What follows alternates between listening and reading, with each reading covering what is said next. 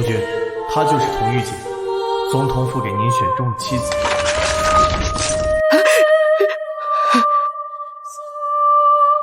想派一个女人来监视我，娶她，可以，只怕她不敢嫁进来。总统府费尽心思把你嫁过来，真以为本都好欺负，任由你们摆布？既如此，督军应该拿着这把枪去总统府理论，而不是在这儿为难我。听说你是前朝的格格，以你的自尊娇贵，竟也甘心沦为我这个军阀的玩物？督军错了。本都错哪儿了？我是督军8台大轿迎娶进门，3媒6聘，聘的是正儿八经的督军夫人，而不是督军口中的玩物。伶牙俐齿。督军谬赞。胆子倒是不小。也对，你身为前朝皇裔，却甘愿当总统府的走狗。说吧，总统强行把你塞给我，究竟是图本都手里的兵权，还是想要我的命？督军拥兵江淮，与皖南军混战数年，难道督军不想借总统之名讨伐皖南军？就算我10把刀，也是一把对付皖南军的刀。有意思。报告督军，前线来报，皖南军炸了我们铁路，劫了我们的军备。郑军，是。倒是有几分小聪明，可惜我顾长庚永远不会让一把刀接近我。督军，新夫人如何安置？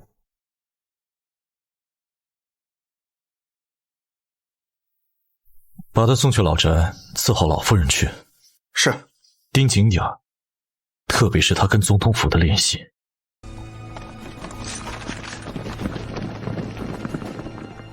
夫人，督军命我将你送回老宅。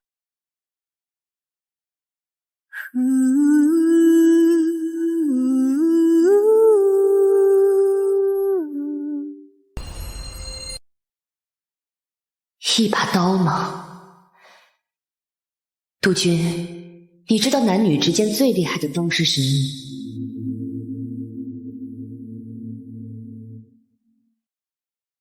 督军一走1个月，也不跟他圆房，很明显是不喜欢新夫人。督军有未婚妻，3年前出国留学，督军等了他3年，被总统府强行塞了个女人过来，能喜欢才怪啊！哥哥，您不得督军宠爱，连这府里的下人都敢随意欺辱您，这往后的日子可怎么办呀？哼，我嫁进督军府，可不是来争男人宠爱的。已经没有什么格格了，既然嫁他，已成定局，以后便是督军夫人了，莫再喊错了。是，夫人。督军对未婚妻用情颇深，一直等他留学回来，连老夫人给督军纳的2姨太，督军都不怎么理会，又怎么可能会喜欢总统府嫁过来的女人？这老宅啊，以后可不太平了。2姨太，自行领罚去。是。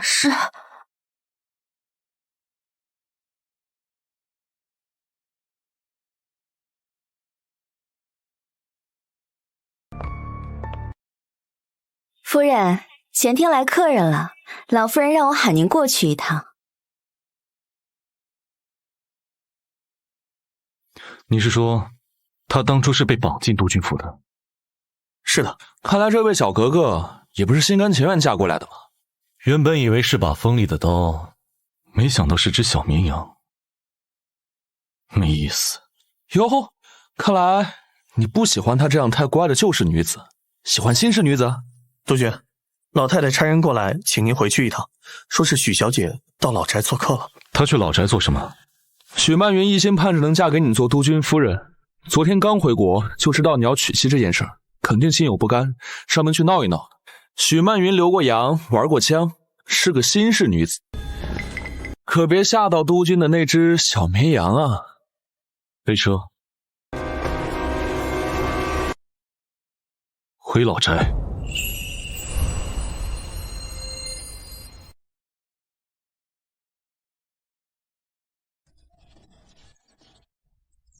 来啦，这位是南省省长的千金许曼云，刚刚留洋归来，她可是长庚的属使。原来她就是顾长庚原定的未婚妻。许小姐好。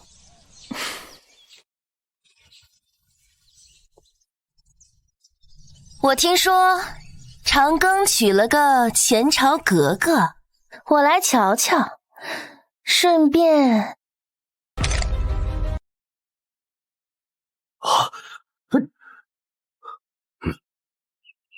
送你个新婚礼物。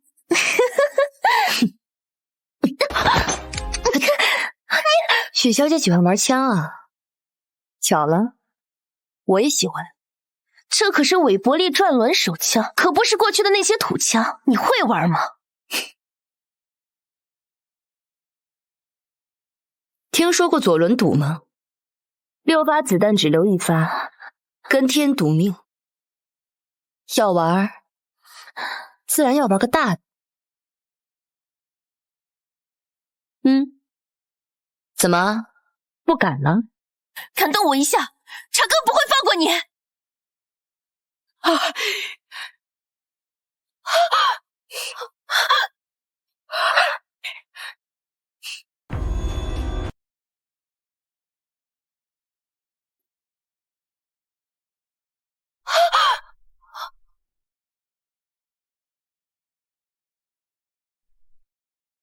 到你了。你这个疯子！许小姐，这才是玩枪，有意思。反了天了！你竟敢在内宅对客人开枪！老夫人，你要为我做主啊！他一定是看我跟督军亲近，才如此对我。你这个督军府的夫人，就是这样待客的吗？不要以为你是总统府的义女，你就可以在这里为所欲为。这里是南省，我是南省省长的女儿，不管你是总统府的义女，还是前朝的格格，都得给我遵守这样的规矩。这把枪好像是许小姐的。我刚嫁到这儿，不懂这的规矩。今日既然许小姐提起规矩，那我便问上一问。你作为客人拿枪指着主人，这是哪儿的规矩？我身为督军夫人，说是在这督军府被人拿枪指着脑袋而畏惧退缩，这事要是传出去，这督军府以后还有何威望在南省立足？即便母亲今日怪罪，但这有些事，有些话，我不得不做，也不得不说。我既嫁入督军府，以后代表的便是督军府的脸面，夫妻一体，折辱我，便是折辱督军。我今日软弱退缩一分，便是由着别人把督军的面子放在地上。好一个夫妻一体！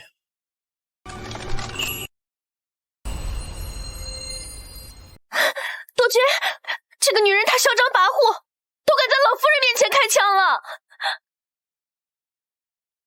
哦，是吗？想法不错，胆子也大得很。督军谬赞。督军，该不会是被这个女人吸引了吧？督军，这个女人对老夫人不敬，还大言不惭地说她可以代表督军。他说的有什么问题吗？再怎么说，他也不该在内宅动枪，这做派哪里有一点大家闺秀的样子？他不需要做一个逆来顺受的大家闺秀，他只要做好我的夫人就行了。现在的督军夫人，我很满意。督军，他如此对我，难道就这样算了？自然不能就这样算了。夫人认为该如何处置？许小姐持枪进内宅，惊扰府中女眷，便罚她以后不许再踏进督军府半步。我警告你，不要太把自己当回事儿，督军才不会。夫人的话听不到吗？是。许小姐，请你离开督军府。督军，你不要被这个女人迷惑了，她可是总统府的人。督军，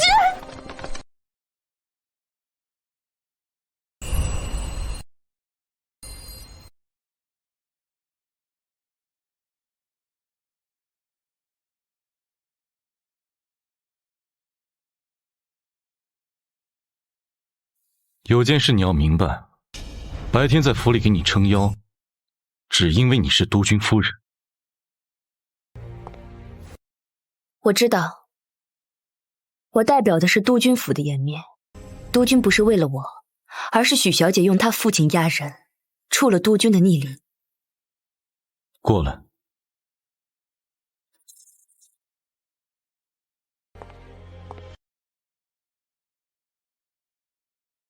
说说，白天的左轮赌是怎么回事？正如督军所见那般，是许小姐先挑衅的。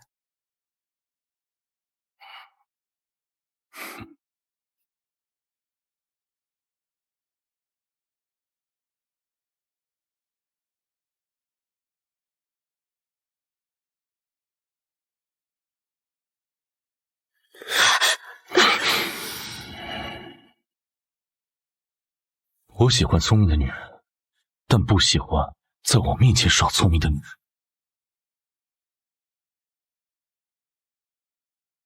改变子弹的顺序，她真是有手段。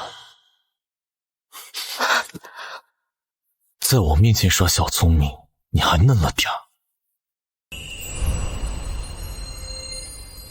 在我面前耍小聪明，你还嫩了点儿。自从我嫁给督军之后，督军就对我不闻不问，就连你我未曾圆房之事，都能被丫鬟拿来取笑。今日更有督军的前未婚妻上门挑衅，用枪指着我羞辱。即便督军今日怪我使了手段，我也不后悔白日所做之事。若是今日我由着许小姐欺负了，那这督军夫人，我不做也罢。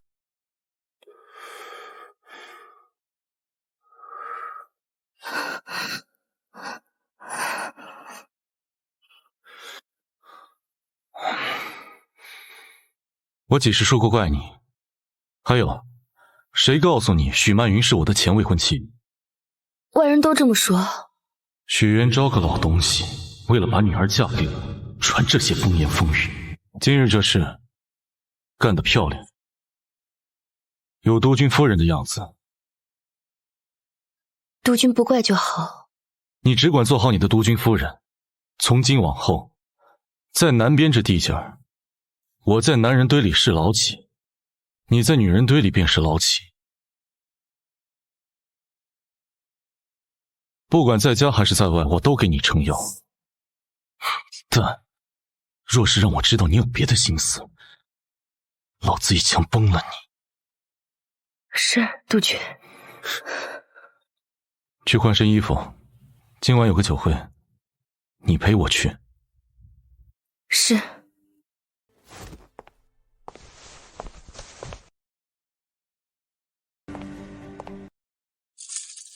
这样的性格，怎么会甘心受总统府的摆布嫁过来？他到底有什么目的？张副官，督军，去查一下，夫人是前朝哪个王爷家的格格？是。督军，你知道吗？女人的眼泪也是一把刀。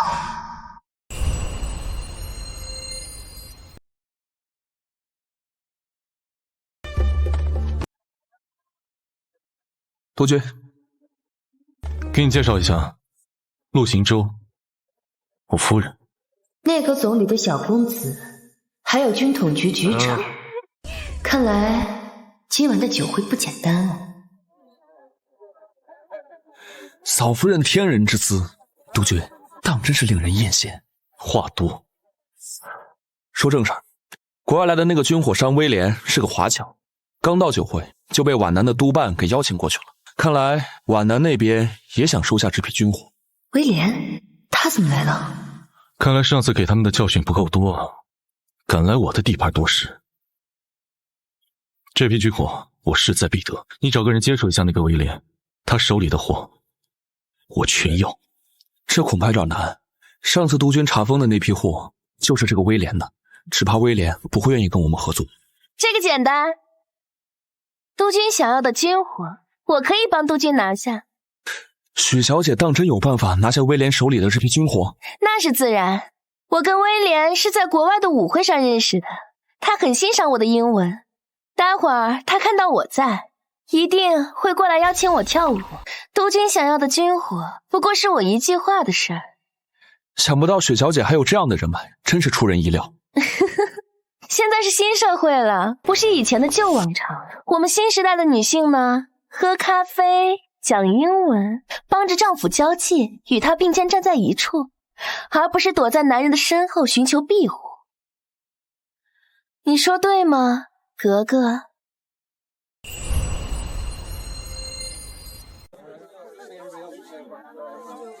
你说对吗，格格？许小姐说的是。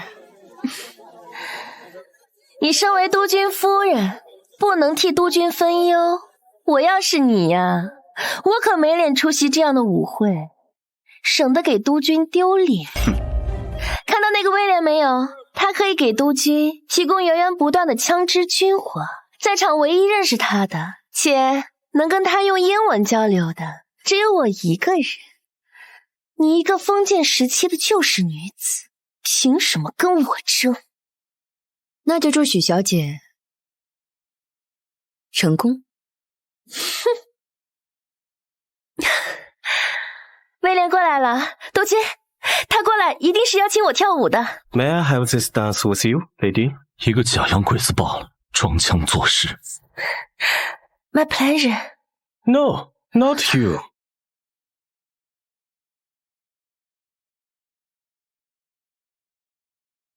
It's been a long time, William.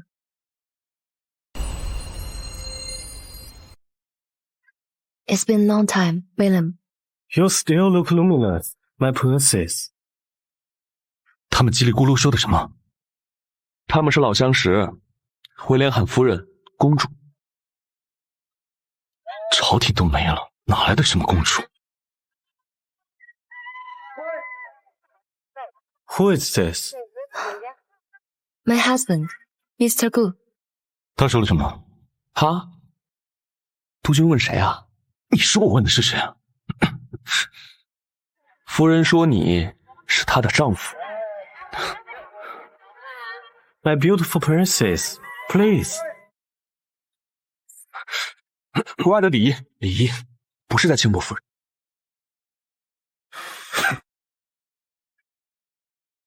这女的，平日在家里，在老子面前整日的端着，遇上这假洋鬼子，她倒玩的挺开心的。督军，查到夫人的身份了。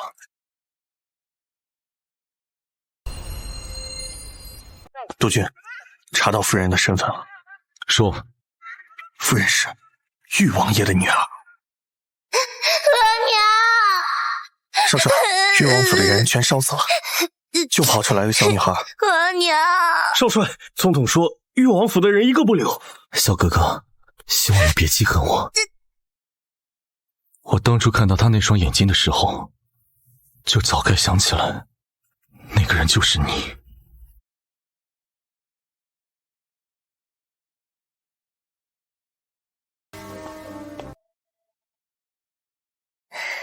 督军，能否邀请你跳一支舞呢？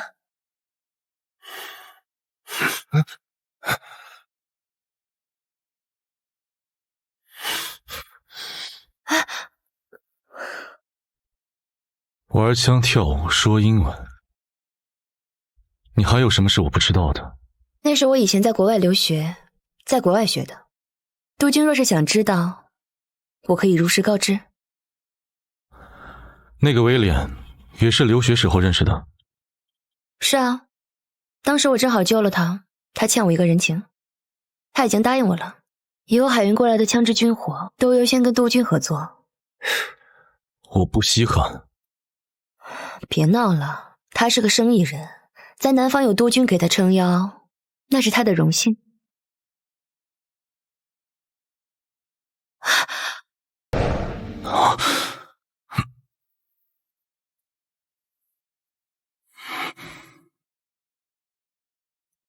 没事吧？小时候的事情，你还记得吗？小时候，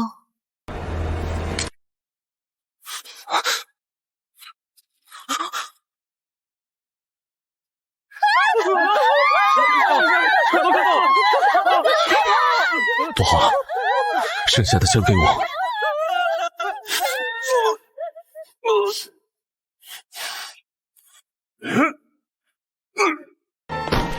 长哥，接着。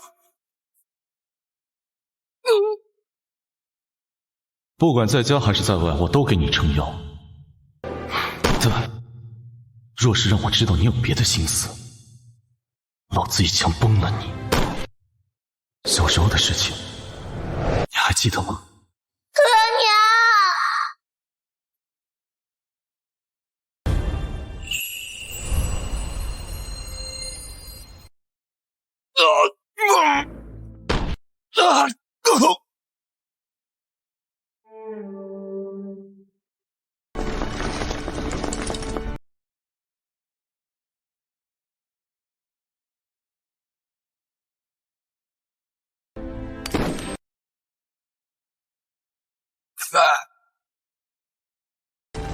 枪法不错，跟谁学的？在国外的时候，威廉叫我防身用的。又是那个假洋鬼子。督军，军统局策划了这场刺杀，人已经抓到了。火长庚，你敢动我一下，总统不会饶了你的。督军，杀了他，总统府那边不好交代了。现在他们总统府的人应该好好想想，他们应该怎么跟我交代。夫人，督军，车已经安排好了，属下护送你们离开，请。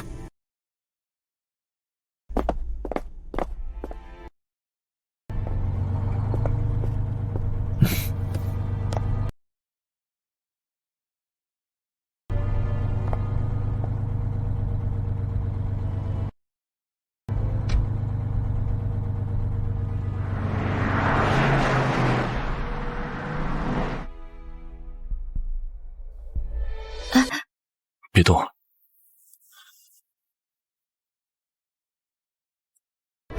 谢督军。如果我跟总统府闹翻，你会如何？督军，这是很严。今晚的刺杀，总统府安排的。督军，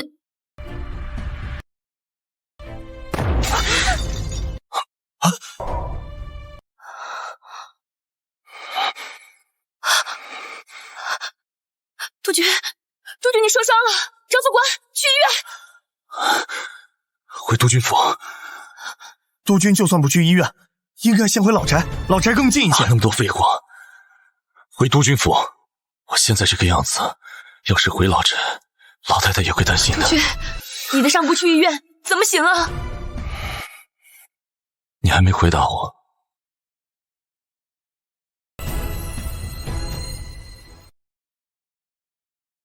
你刚才的话还没说完。如果哪天我跟总统府翻脸，你会如何？你我夫妻一体，自然是要身在一处的。回督军府。去医院。我说回督军府。去医院。你胆子大了是不是？我的话你都敢驳了？督军的伤因为我而起的，我不想欠督军。刚才你说你我夫妻一体，哄我的。我别那么多废话，你是我夫人，我不护着你，谁护着你？现在的南边只是看着太平，我手下那些师长们个个野心勃勃，我遇刺受伤的消息传出去，只怕会惹出乱子。医院是洋人开的，我信不过。督军，信不过洋人，我可以请二姨太过来，二姨太懂医术，可以为您医治。哪那么多废话？就他懂那点皮毛，调理调理老太太身子还差不多。我看看，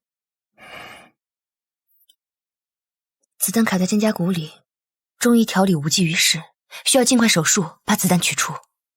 子弹会损伤周围的神经组织和血管，如果不及时处理会导致并发症，威胁到生命的。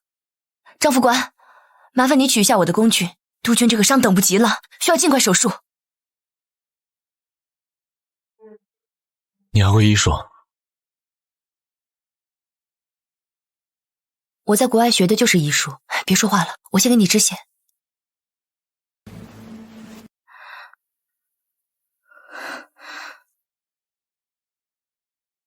子弹太深，创面太大，需要深层麻醉。我这儿没有。有了，威廉也做药品贸易，他一定有。不必，这点疼我还受得住。来吧。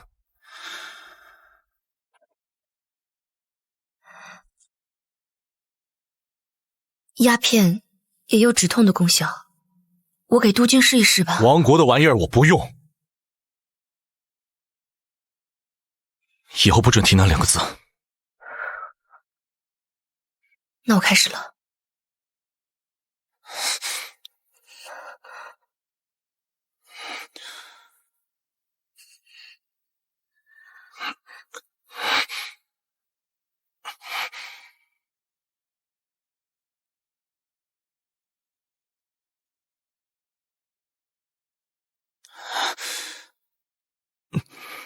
我要开始缝合了，督军得再忍一忍。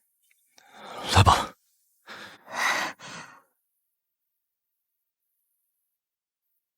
前朝的时候，洋人用鸦片砸开我国大门，侵蚀我国国民，国民孱弱，国必民穷。再到后来战争频发，丧权辱国、割地赔款的事情屡见不鲜。我发誓，只要我活着一日，便不会重蹈前朝覆辙。大燕绝对不允许出现。方才我听督军说痛无大燕，我明白督军为国为民的心。我之所以提起，是因为这东西在医者眼中是上好的止痛药，可以为患者减轻伤痛，故而才提起的。希望督军不怪。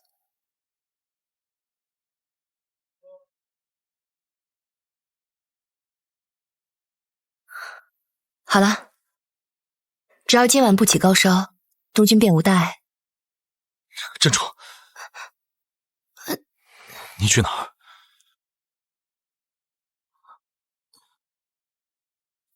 督军府没有大夫，夜里我若发烧该如何？还有，我现在行动不便，只能这样躺着，总得有个人伺候我。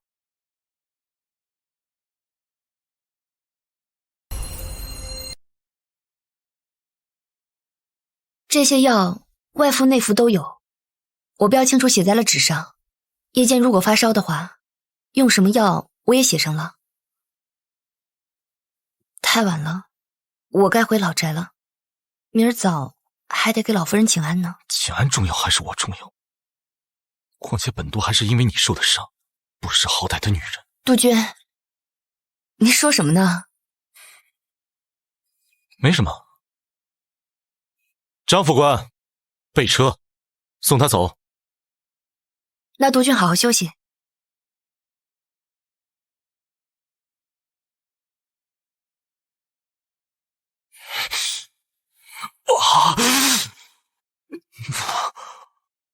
换新人那些女的，哪个不是使尽浑身解数讨本督军开心？这女的倒好，你以为我稀罕你照顾？什么破药？夫人，府上没有丫鬟，我们这些大老爷们笨手笨脚的，督军伤得那么重，这我们也照顾不好啊。这偌大的府上，没有伺候的丫鬟啊？我们督军从来不近女色，虽然之前老太太送过来2个丫鬟，但是他们生了别的心思，直接就被督军撵走了。嘿。老宅放着个二姨太，府外一个红颜知己许小姐，这督军不近女色，说出来怕也是没人信。不过呢，我不是那种拈酸吃醋之人，既然嫁了他，就会做一个尽职尽责的督军夫人，帮他打理好内府的。夫人，您误会督军了。许小姐完全是因为她父亲是南省省长，想跟督军联姻，这才故意放话出去，让人误会的。至于二姨太，完全是因为老太太的缘故。总之，这个里面事情很多，您入门时间短，往后就慢慢清楚了。夫人，您别看督军嘴硬，其实他心里就是想让您留下来照顾他的。哦，对，车坏了，我现在赶紧去修车，那督军就拜托夫人您了。哎，张副官，不是说不回来吗？怎么又回来了？汽车坏了，张副官去修车了。还挺会找借口，口是心非的女人。冲那干什么呢？喂我吃药。哦，还是学医的呢，照顾人都不会。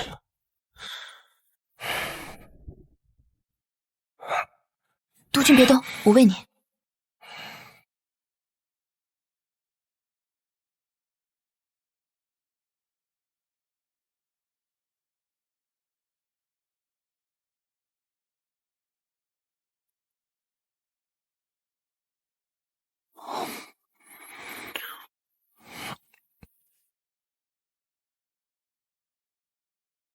督军喝水。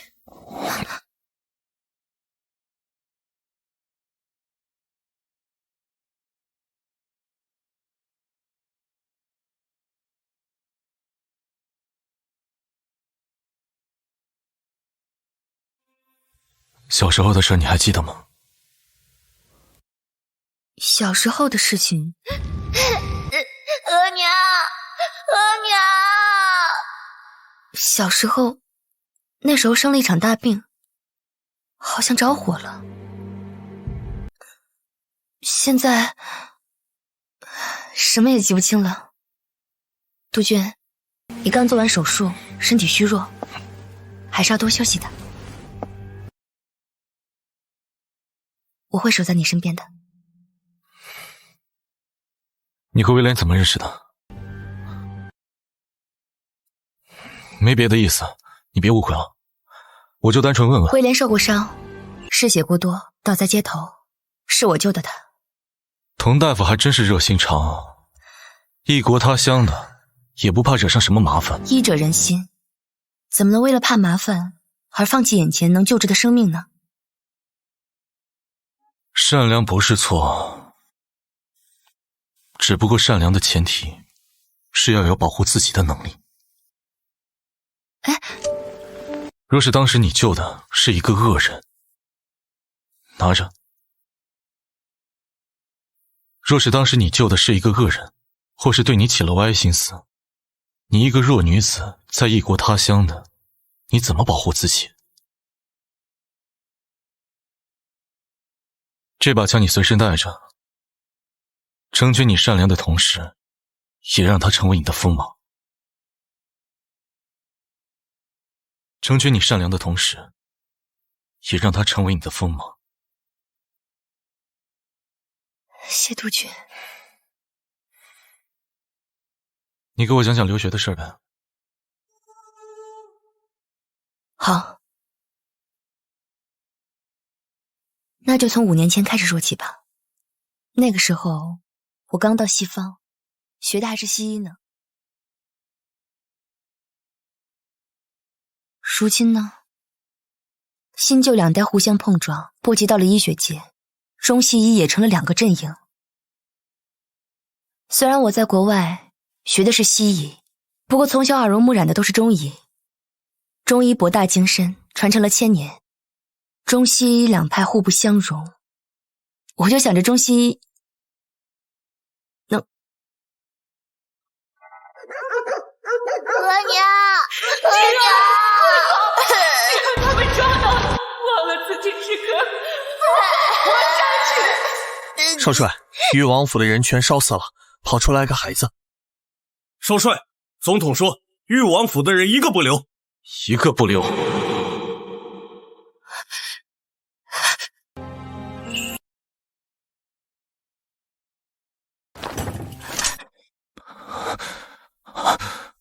国家领土完整，不容分割。谁敢再提用港口换洋人的指使，老子一枪毙了他！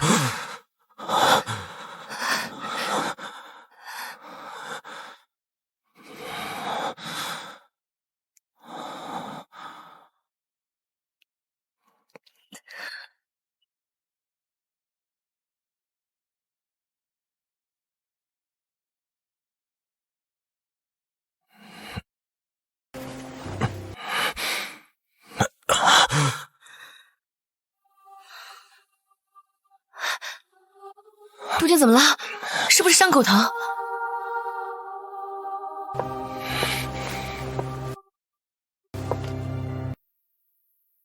有一点渗血，换了药就好了。杜鹃，南省省长许元昭听说了昨夜舞会的事情，今天特意上门来看你，你还有伤在身，要不我先回绝他。许元昭这个老狐狸，他这个时候来，只怕是来探听我是否受伤。你回绝了他，岂不是明着告诉他我受伤了？可是您的伤没什么大碍，扶我起来，更衣。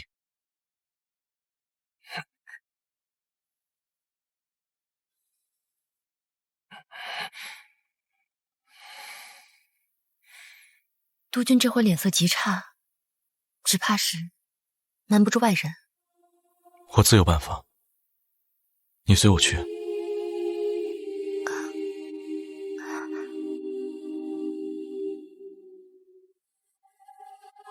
督军，夫人，他不是住老宅吗？怎么住在她是督军夫人？人，住在督军府，很奇怪吗？督军，督军啊，听说昨夜的舞会上有刺杀，你没事吧？那等宵小之辈，能掀起什么风浪？军统局的人干的，已经被本督就地正罚了。那就好，那就好。哎呀，总统府听说了这事儿，已经派人去调查军统局了，亲自给我打电话，非常关心您的安危，所以呢，特意让我来看一看。督军，看您气色不太好，您是不是受伤了？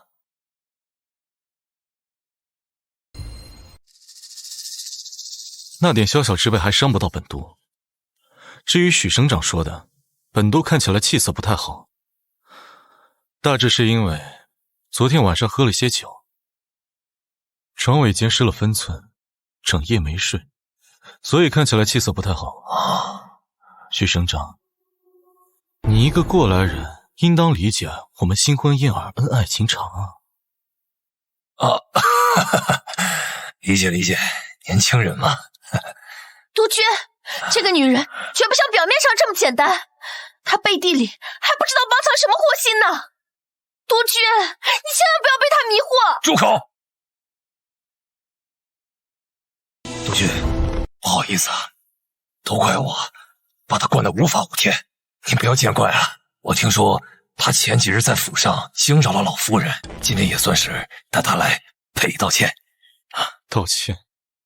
他最应该道歉的，应该是我夫人。哦，愣着干嘛呀？赶紧给夫人赔礼道歉！我不会给她道歉的。要杀督军的人是军统局局长，跟总统府来往密切。他是总统府的人。住嘴！不知道天高地厚的东西，总统府也是你能议论的？你，实在抱歉啊，他在国外自由惯了，再加上他心中一直爱慕着您，一直接受不了您突然结婚的事实，所以才这般无礼。许省长，这次是看在你的面子上，如果再有下次，你应该知道什么是祸从高处。张副官，送客。许省长，请吧。督军实在不应该得罪许元昭的，他毕竟是南省省长，说是以后跟他闹掰了，督军在南省多少会有些麻烦。区一个许元昭而已，怕什么？我说过，在南边这地界，我在男人堆里是老几，你在女人堆里就是老几。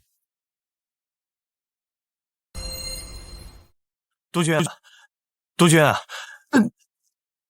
老宅来电话了，说，老夫人问夫人什么时候回去。你回去传话给老夫人，夫人这几天住督军府，过几天我会跟夫人一起回去看她的。是。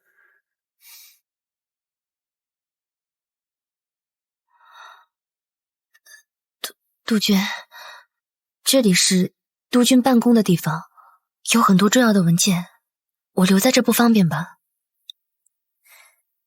如今我受伤的消息不能传出去。你不是医生吗？留在这照顾我正合适。况且刚才我都跟许元昭说了，新婚燕尔，恩爱情长。这几天我不能出去，外界肯定诸多猜测。如果你在督军府，一切就合乎常理了。督军，你该吃药了，我去给你拿药。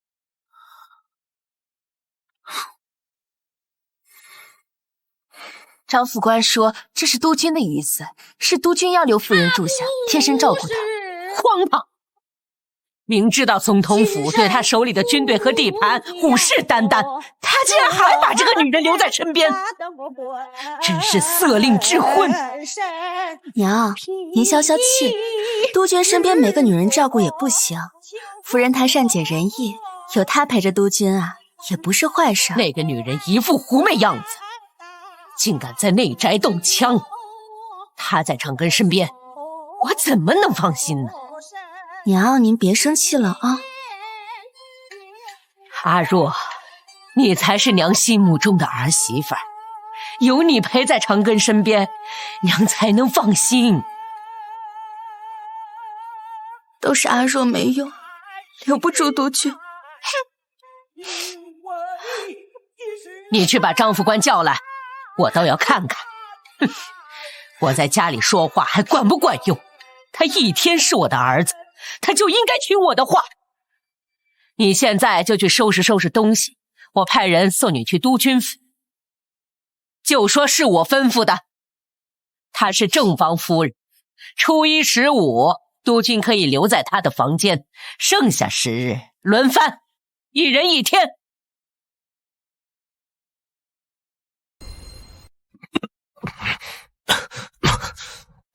不是老太太，她说什么？轮番1人1天？这老太太把我当什么了？督军，二姨太马上就要到了，而且老太太还说了，如果你把二姨太撵回去，她就亲自过来。这老太太一天到晚想什么呢？二姨太如何安置？是送回去还是……听我夫人的。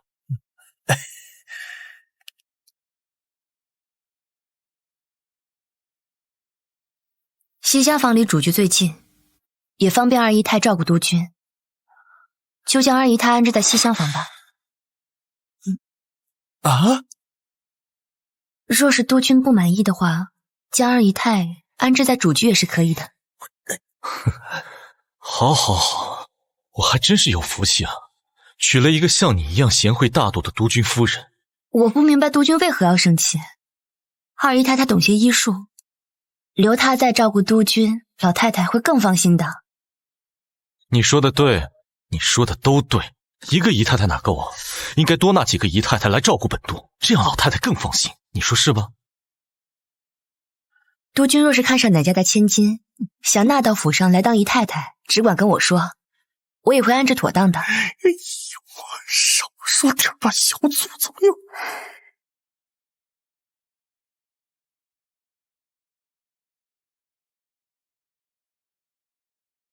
二姨太，请留步。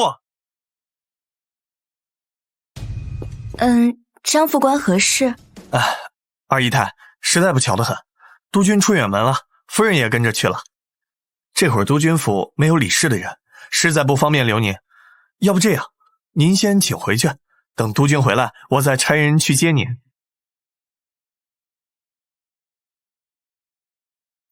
敢问副官，督军何时回来？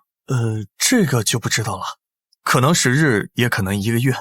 您就在老宅等着，督军总会回来的。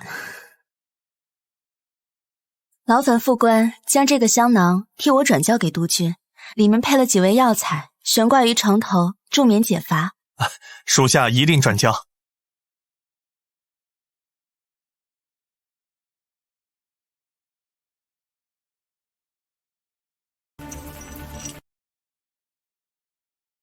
拿着吧。平日日晒雨淋的辛苦了，闲暇的时候去喝喝茶。是二姨太。不知两位可知督军今日去了何处？实话告诉你，督军他今日并未出去，好像是跟夫人吵架了。督军发了好大的火，好像是说什么姨太太，具体我们也不清楚。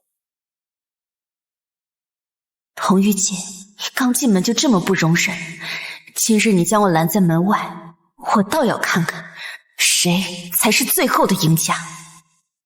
走。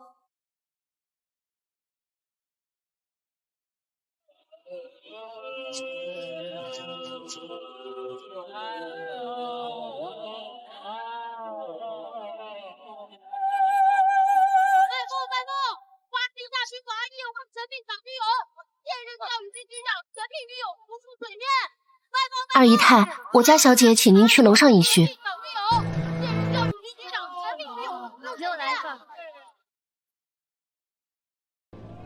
连督军府的大门都没进去，滋味不好受吧？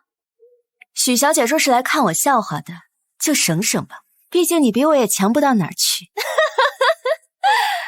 我是南省省长的千金，我要什么样的男人没有呢？我可不像你，一辈子只能待在那个老宅里，看那老太婆的眼色行事，最后连督军的面都见不到一面。你别生气啊，我今天约你到这儿，便是想来帮你的。你会有那么好心？先别管我是不是好心，你只需要知道，我跟你一样讨厌童玉锦，不如我们两个联手，除了他如何？这是南边政府还有军事布防的一些重要信息，这是总统府一直想要的东西，你只需要把这封信从督军府送到总统府，做的隐蔽些。整个督军府跟总统府有联系的只有童玉锦，我这次倒要看看督军到底还会不会再护着他。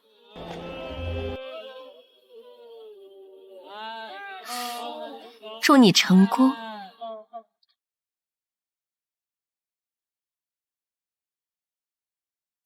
玉锦哥哥，总统听说你讨得顾长庚喜欢，住进了督军府啊，特意让我提醒你，不要忘了交代你的事，别忘了答应过总统。只要他想办法把你嫁给顾长庚，你就帮总统得到他想要的机密。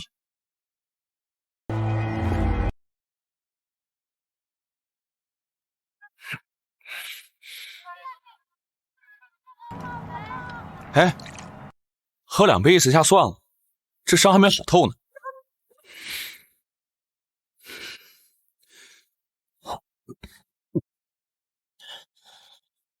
你说，一个女人，她费尽心思给自己男人纳姨太太，她到底几个意思啊？这么贤惠的女人，只有一种原因，不爱呗。哎，你说的这位贤惠的女人，该不会是你的那位督军夫人吗？我去你的！不对劲，你很不对劲。你这反应是心动啊？有病！谢谢你能告诉我这些，这些对我来说很重要。我一直以为你是草原的马，天空的雁，海底的鱼，现在你变成了笼中的鸟。仇恨很重要吗？威廉，你不懂。我不懂，但我知道他困住了你，遮盖了你的才华，让你忘了你的理想。我可以带你回伦敦，如果你想，你可以做个学者，做个医生，做什么我都支持你，而不是像现在的你，困在京都的笼中，跟姨太太相斗。谢谢你，你说的这些话，我会放在心上，好好考虑的。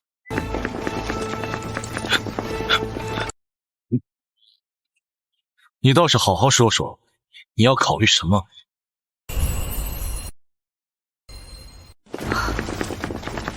督军，你倒是跟我好好说说，你要考虑什么？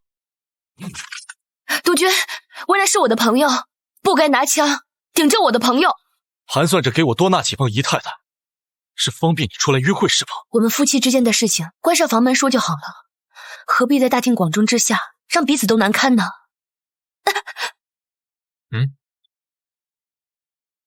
如果你还想在这儿做生意的话，离他远点。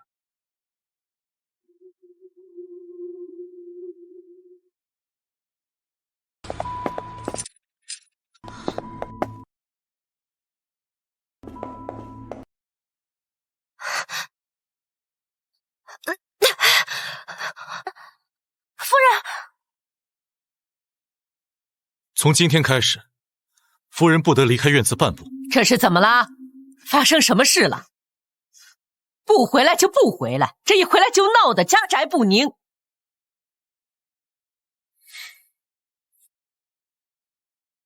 夫人，您前些日子不是跟督军还好好的吗？没事。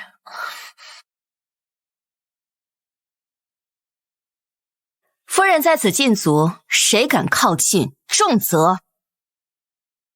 娘，您消消气，我先扶您下去歇着。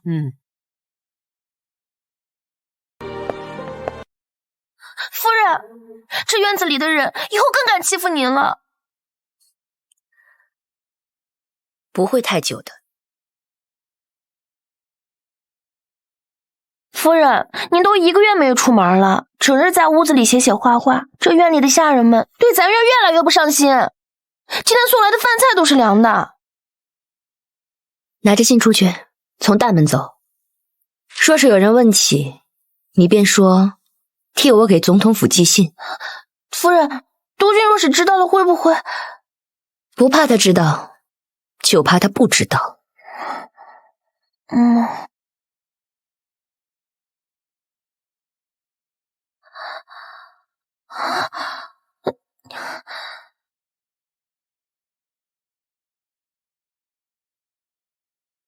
去吧，照计划做。是。童玉姐，禁足哪里够？我要让你永远离开这个家。督军，邮局拦下来一封信，说是咱们府上寄去总统府的，我看着像是夫人的字迹。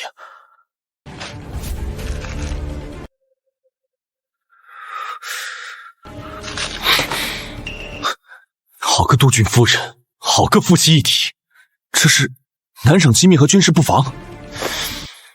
回老帅，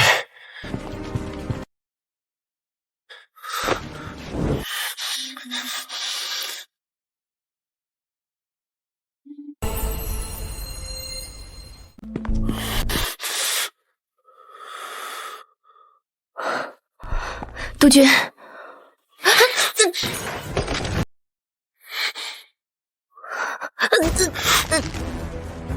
这就是总统府把你嫁过来的目的。督军生气是因为我私藏的这把枪吗？若是我跟督军说这把枪是我小时候阿姐送我的，督军信吗？你自己做过什么，你自己心里应该清楚。即便督军判我死刑，也请督军给我一个罪名。好，我就给你个罪名，把南省的机密、军事布防偷偷泄露给总统府，老子枪毙你100次都不为过。南省机密、军事布防，督军从何说起？从你说夫妻一体，你与我站在一处说起；从你在督军府，我允许你随意进出书房说起。童玉简，老子早就跟你说过，你只要敢生别的心思，老子一枪崩了你！你是不是以为老子真的不敢啊？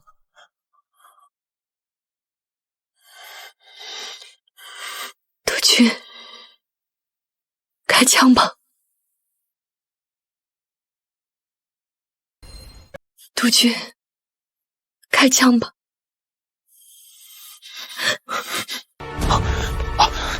长哥，你冷静点儿，先把事情调查清楚，再治罪也不迟啊。这是发生了什么？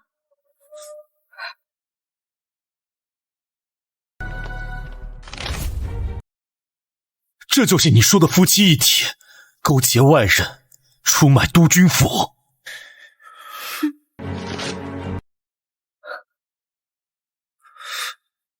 督军，就凭这个断我的死罪？就凭这个，足够你死10000次了。听夫人的意思是，这其中似乎有内情。我是从总统府嫁过来的，无论我做什么，都会被人怀疑。有没有内情，又有什么用呢？督军消消气，莫要错怪了夫人。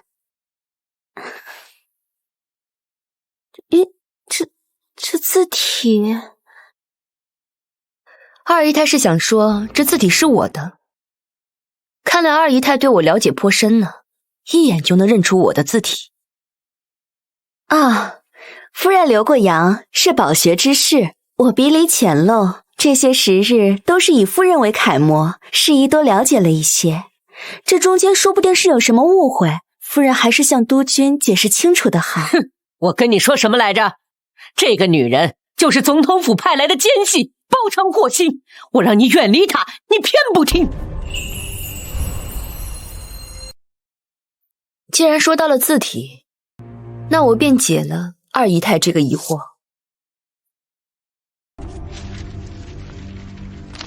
我平日里书写的是魏夫人的簪花小楷，也就是出卖督军府信里的那个字体。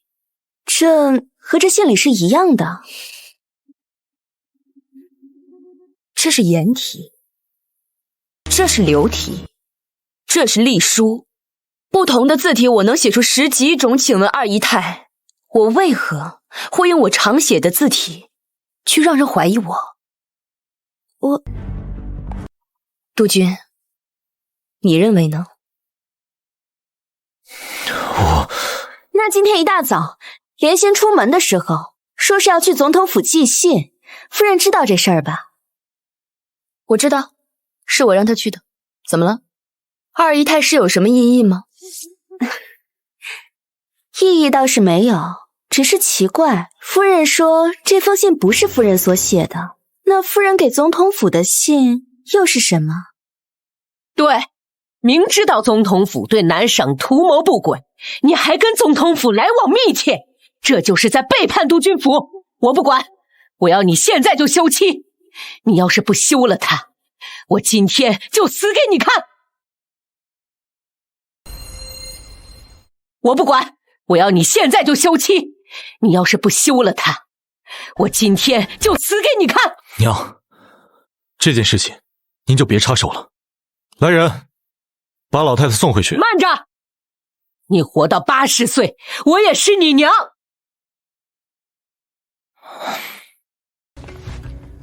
今天这个事情必须要给我一个交代，要不然我就去地底下找你爹，告诉他你个不孝子为了个女人逼死老娘。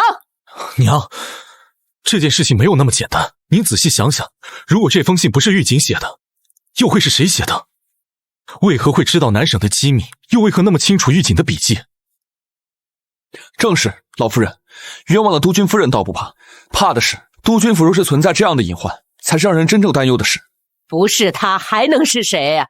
他都承认了，他的贴身丫鬟去给总统府寄信了。哼，除了他不会有别人。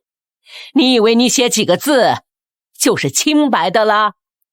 既然老夫人心存疑惑，那就更应该调查清楚，揪出这个出卖督军府的人。我来时已经让人围了邮局。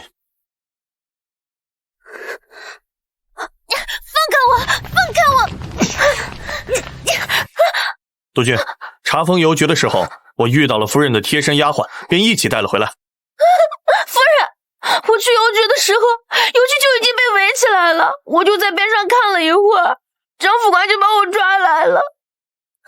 不用怕，有我在。我让你寄的信呢？在这儿，还没来得及寄出去。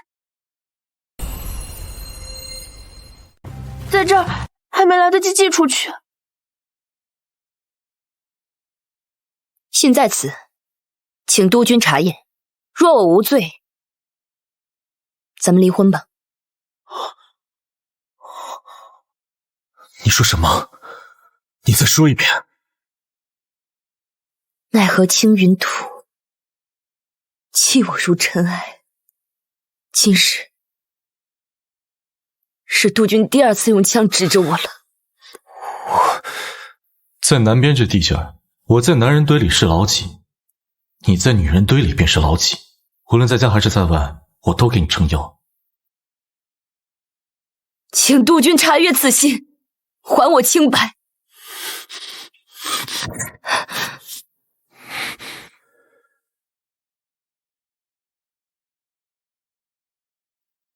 来人，把府内所有的人带下去关押审问。敢构陷督军夫人，好大的胆子！督军，属下将今日邮局的伙计也带来了，就在门外候着。到底是谁去邮局送的信？让他一认便知。带上来，带上来！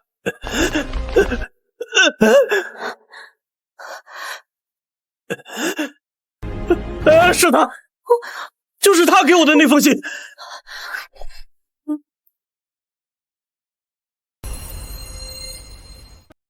是他，就是他给我的那封信。你确定你没认错？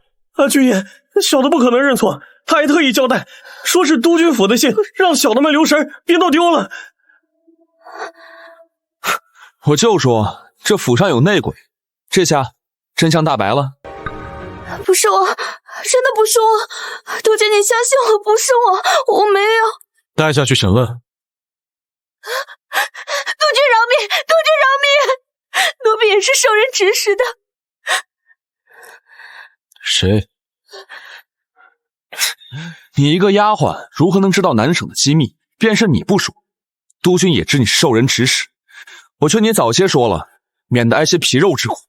张副官，带下去严审。我是许小姐让我这么做的。信言是他给我的，我自认待你不薄，你为何要这样做？带下去，严刑拷问。等一下，他不是都已经招了吗？为何还要用刑？我只是想着念在主仆一场的份上，给他一份体面。这个府内的女主人是夫人，这等被处的丫鬟，要什么体面？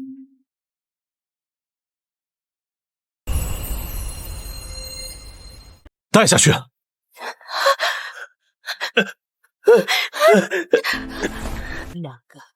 娘，您在内宅也待了大半辈子了，应该明白这府内一些魑魅魍魉的手段。她一个丫鬟，如何能拿到夫人的字迹？我看这府内该肃清一下了。这怎么死了？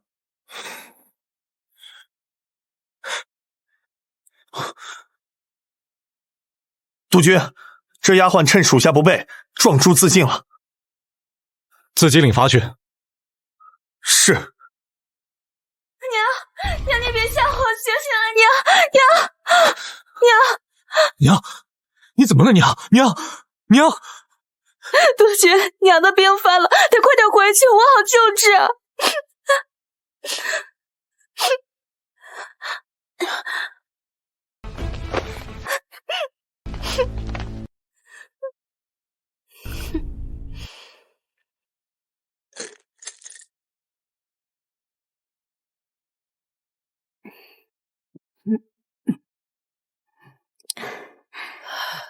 娘，您终于醒了。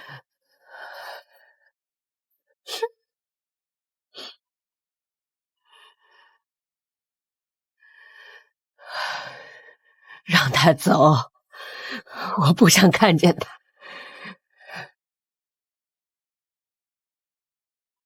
今日你受惊了，先回去歇着吧。那老太太好生休息，我改日再来看你。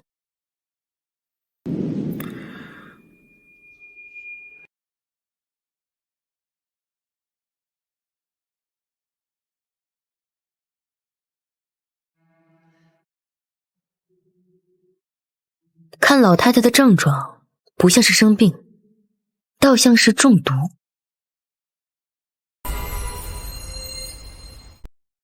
看老太太的症状，不像是生病，倒像是中毒。中毒？老太太好端端的，怎么会中毒？这我也想不明白。看老太太的样子，应是中毒时日长久积累的。夫人，老太太的身体一直是由二姨太照顾调理。方才老太太昏倒前，身边只有二姨太在，老太太十分信任二姨太。您这话当心被人听到，老太太寻您的不是。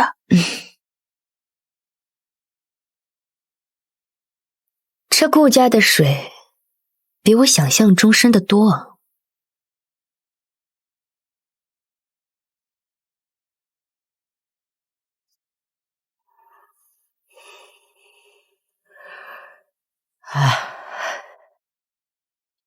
我这把老骨头不知道还有多少时日，多亏了阿若呀，在我身边照料，要不然我早去见你爹了。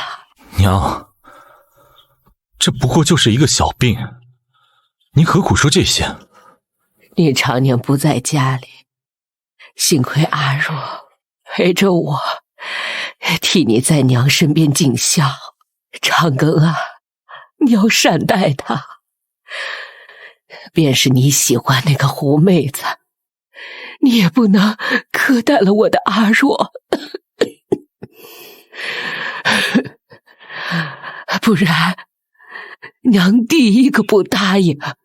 娘的话，儿子记着。你记着就好。我这会儿发了，你们两个退下吧。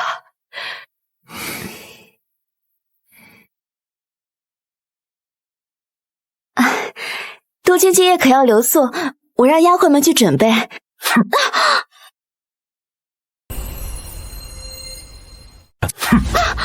我警告你，别以为仗着老太太撑腰就敢在本督眼皮子底下耍花样。督军，我没有。我今日念在你对老太太有过救命之恩的份上，我饶你一次。如果再有下次，我会让你后悔来到这个世上。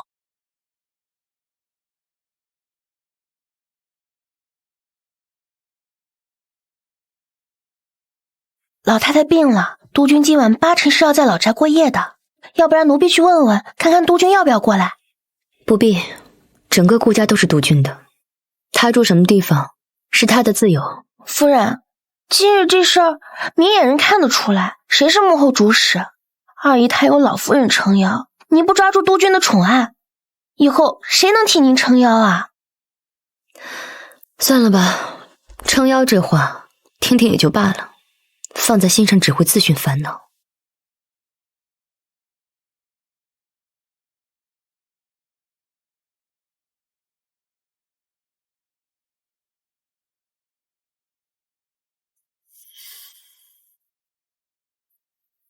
还有心思喝酒？家里都哄好了？一个女人而已，何须我去哄？行，我们督军大人姿态多高，给女人道歉这种事儿，那是凡夫俗子干的。我们督军大人是万万做不得的。他明知道我觊觎总统府，他还这样密切联系。今日发生的这事儿，谁能不怀疑他？既如此，那今日夫人让你查阅他的书信时，你为何不当他面打开？证明你心里还是愿意相信他吧。你有没有想过，他这么频繁地跟总统府联系，或许是因为总统府里有他牵挂的人呢？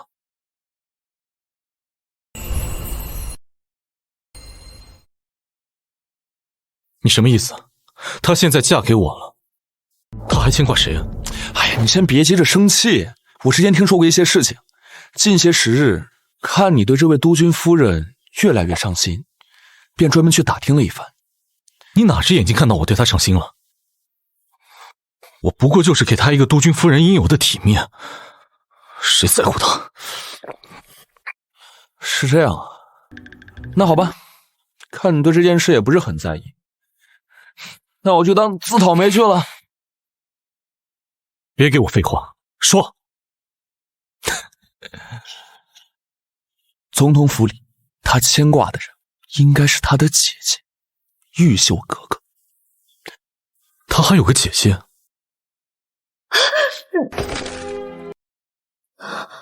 督军生气是因为我私藏的这把枪吗？若是我跟督军说这把枪是我小时候阿姐送我的，督军会信吗？据我所知，夫人的姐姐玉秀格格当初因体弱被送到一位老中医家里寄养，这才躲过了前朝覆灭时的王孙凋谢。后来不知发生什么意外，被人送到总统府，那时她才13岁。后来怎么了？没为收养，视为家妓。前朝覆灭后，格格的身份对她来说无疑是灭顶之灾。总统府用她来招待一些想要笼络的人，那些人事后都要吹嘘一番格格2个字，只会增加他们的谈资，让他们更加的兴奋。一群畜生！那时候夫人还小，夫人10岁那年，玉秀格格不知怎的讨了总统的喜欢，有了体面，这才将夫人送到伦敦留学，一去就是10年。直到你们成婚前，总统府才以玉秀格格生病为由，将夫人骗了回来，强行嫁给了你。夫人从小被玉秀格格保护得很好，在夫人还没有长大的时候，便将夫人送出国，以免夫人步他后尘。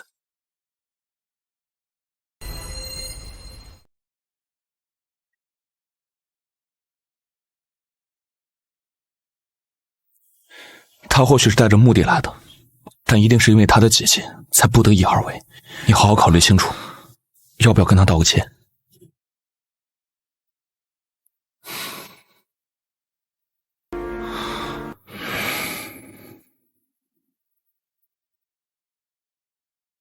阿姐，见字如晤，展信书言。我记得幼时阿姐让我躲在柜子里时，叮嘱我闭上眼睛，捂住耳朵，也告诉我，柜子里的黑暗只是暂时的，天会亮，黑夜也终将远去。而今我得遇良人，方知世上有真男人，他会与我撑腰，为我做主，给我尊荣。阿姐，你等我，你护我长大，我带你脱离苦海。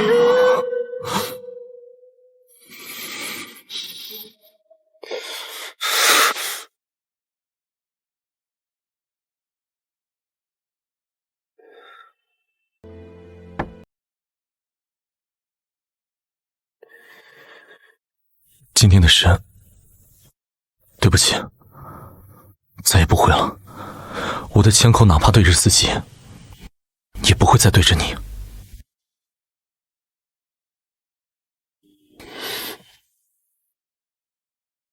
我帮你把姐姐救出来，好不好？你休息吧，我回去了。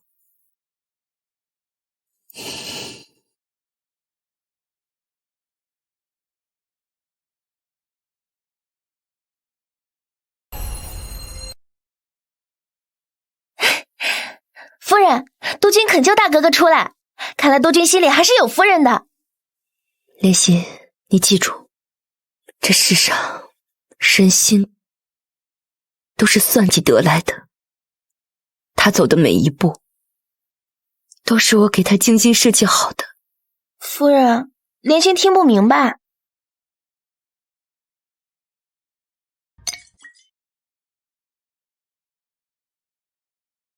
你去跟总督府那边交涉一下，就说我用一条水路航道，跟他们换个人。玉秀格格，没错。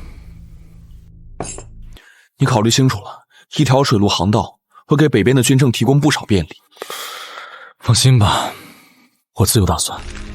那好，交给我就行了。听说你昨天夜里回老宅了，昨天还说对他不上心，今天一大早就喊我来，让出一条重要的水路航道换人，这都不像是你的风格了。难道是昨晚发生了什么我不知道的？我帮你把姐姐救出来。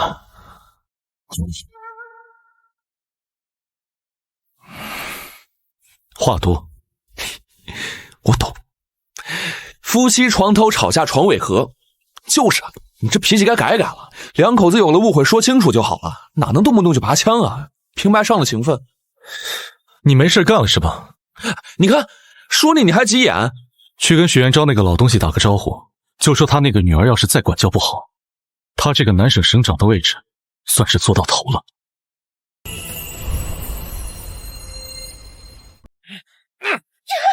跟你说过多少次了，人家已经结婚了，已经有夫人了。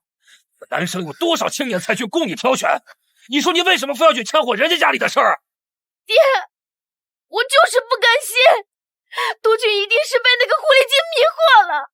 我现在就去告诉督军他的过往，他一定会厌弃他的。站住！你又想去作什么妖啊？爹，我都打探清楚了，童玉姐有一个姐姐，明面上是总统府养的义女，其实就是家里的暗娼，是个人尽可夫的货色。等我把这个事情告诉督军，我看督军还会不会替他撑腰。闭嘴！我告诉你啊，这些话你要是敢说出去，我活剥了你的皮！爹，这个事情是真的，不是我杜撰的。我当然知道是真的，正因为是真的，你才一个字都不能提。这事儿还事关总统府的颜面，所以只言片语都不准传出去。我已经在顾长庚面前没了脸面，如果再得罪了总统府，那你们娘俩就跟我一块死吧！你真的以为顾长庚他不知道这些啊？今天一大早，他宁愿给总统府让出一条水路航道来，也要换取玉秀格格。能让一向以军政为主的他开出这样的条件去换人，他夫人的手段可想而知啊！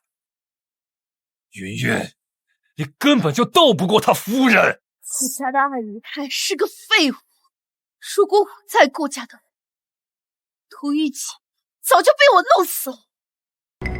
我警告你了，你要是再敢掺和顾家的事儿，再敢给我惹出麻烦来，我明天就把你送国外去，永远不让你回来，记住了吗？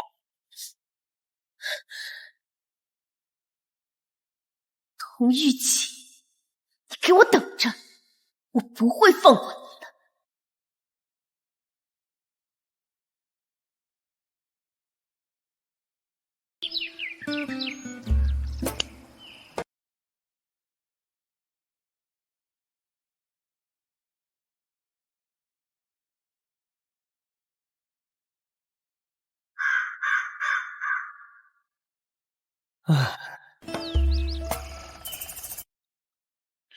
你跟他说时间了没有？说了，只不过夫人也不知道督军您会提前过来。谁约会不会提前1个时辰？哎，督军，夫人来了。我要阅读新人无为归旧梦故里，我要阅读日落枯燥交替思一句，也曾提醒也曾语，因我不喜。好巧啊，我也刚到。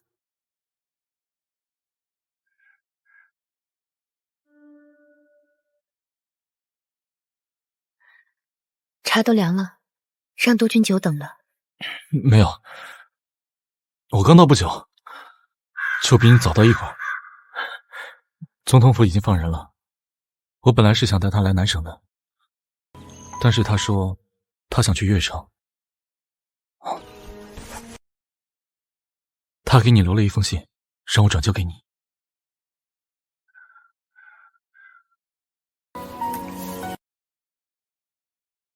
小妹，当你收到这封信的时候，我已经坐上南下的火车去越城了。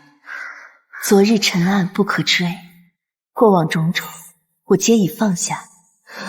阿姐唯一的牵挂就是你，你如今已经嫁得良人，别让幼时的贵子困住了你。小妹，一为陈李3000界，半刹那间8万春，走出柜子，才能放下黑暗，拥有光明。胭脂泪飘落巷口中，悠悠听风声，心痛。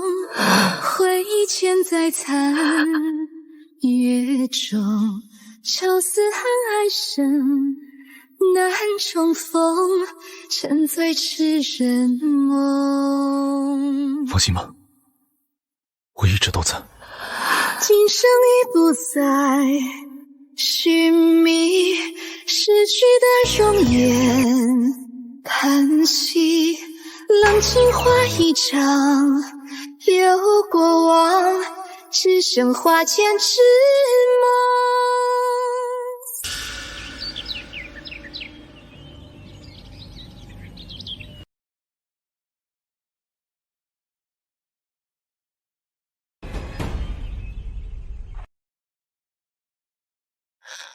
看，我就说，这个女人手段高明，有她在，督军眼里永远不可能会看到你。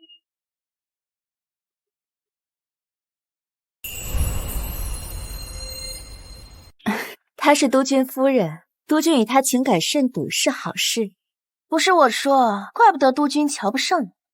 你们这些旧时代的女子，整日的端着。当真是虚伪至极。那许小姐又强到哪儿去了？还不是督军夫人的手下败将？我有上等的家世给我撑腰，你呢？你又有什么呢？靠着一个将死的顾家老太婆吗？你的青春还有多少时间？而你的青春一过，顾家的老太婆一死，你就等着在后宅里看童玉锦的眼色过日子吧。如果许小姐今天找我来只是为了说这些，那抱歉了，顾家的事情恐怕轮不到你来插手。我倒要看看你这副贤良淑德的样子，到底能装多久。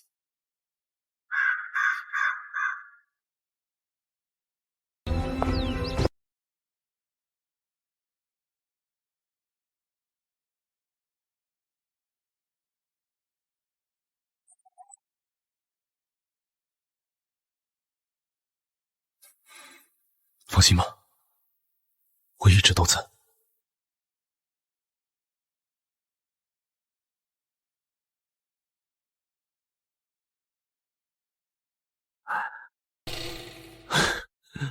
看来我们督军大人下午约会的很开心啊。人送到越城了？送到了。哎，这玉秀哥哥跟咱督军夫人可真不太一样。哦，姐妹两个都生得好容貌，只不过这玉秀格格好像大海，仿佛能包容一切。至于督军夫人，夫人怎么了？夫人也像，不过夫人这海却是个暗里波涛汹涌的海。哎，那天她拿着那封信要清白要离婚，我还是第一次看到有人顶着你的怒气这样犯决。就是个有点脾气的小女人罢了。什么暗里波涛，不过是被冤枉了，受点委屈。甘愿吧。哎，对了，夫人收到玉秀格格的信是什么反应？他哭了一场。啊？然后，你就这么把人送回去了？晚上不陪着？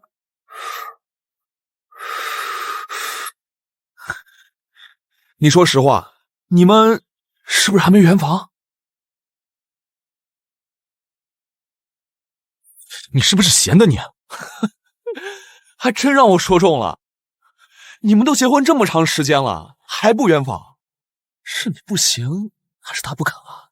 也不对，你这姨太太都有的人，怎么可能不行？八成是他不肯。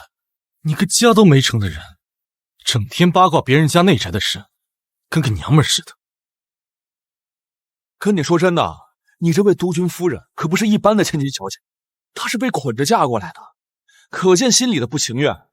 现在离婚可是时髦的事情，她留过洋，唯一牵挂的姐姐也解脱了，没有人能逼着她待在督军府了。你要再不好好珍惜，可真要打光棍了。我怎么不珍惜啊？只是成亲那么久，我就这样贸然的去，万一他把我给拒绝了怎么办？这还是我们威震南省的督军顾长庚吗？你净在这胡说！这事儿你不主动，难道是女人主动啊？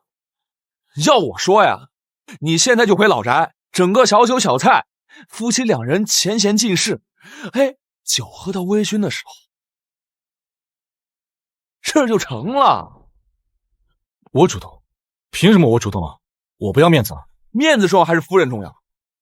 择日不如撞日，我看就今天，趁着天还早，你立马回老宅，今天就把事儿给办了。今天去会不会太赶了？哎呀！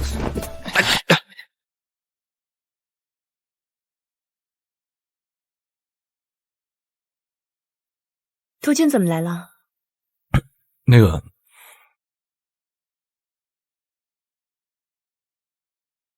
我有点饿。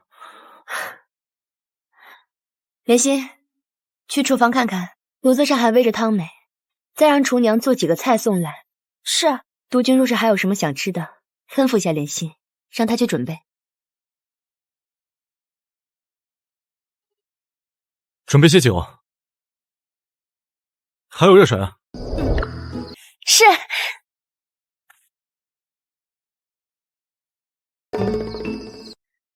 那个，我准备热水是因为今天下午去了训练场，出了点汗，身上有些味儿。真是麻烦督军下午陪我出去郊游，还能分身去训练场。督军辛苦了。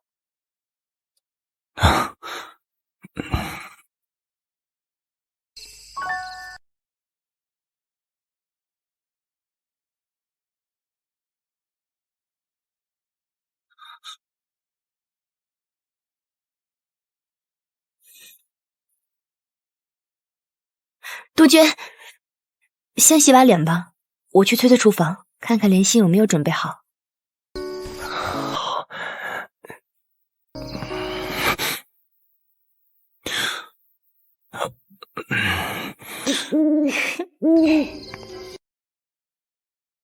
夫人那院没用晚膳吗？怎么这个时间传菜？听厨房的婆子说是督军来了，夫人让人备了酒菜与督军共饮。督军还吩咐了，吩咐什么？督军还吩咐了烧热水，看样子是要留宿在夫人屋里吧？多嘴！是。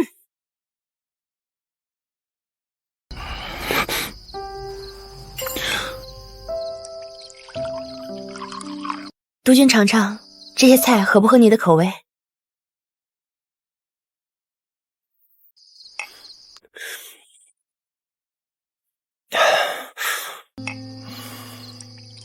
酒烈，督军吃些菜再喝酒吧。无妨，今日高兴，多饮2杯。那你尝尝这山间的竹笋，鲜嫩无比。来，你也吃。我晚餐吃过了。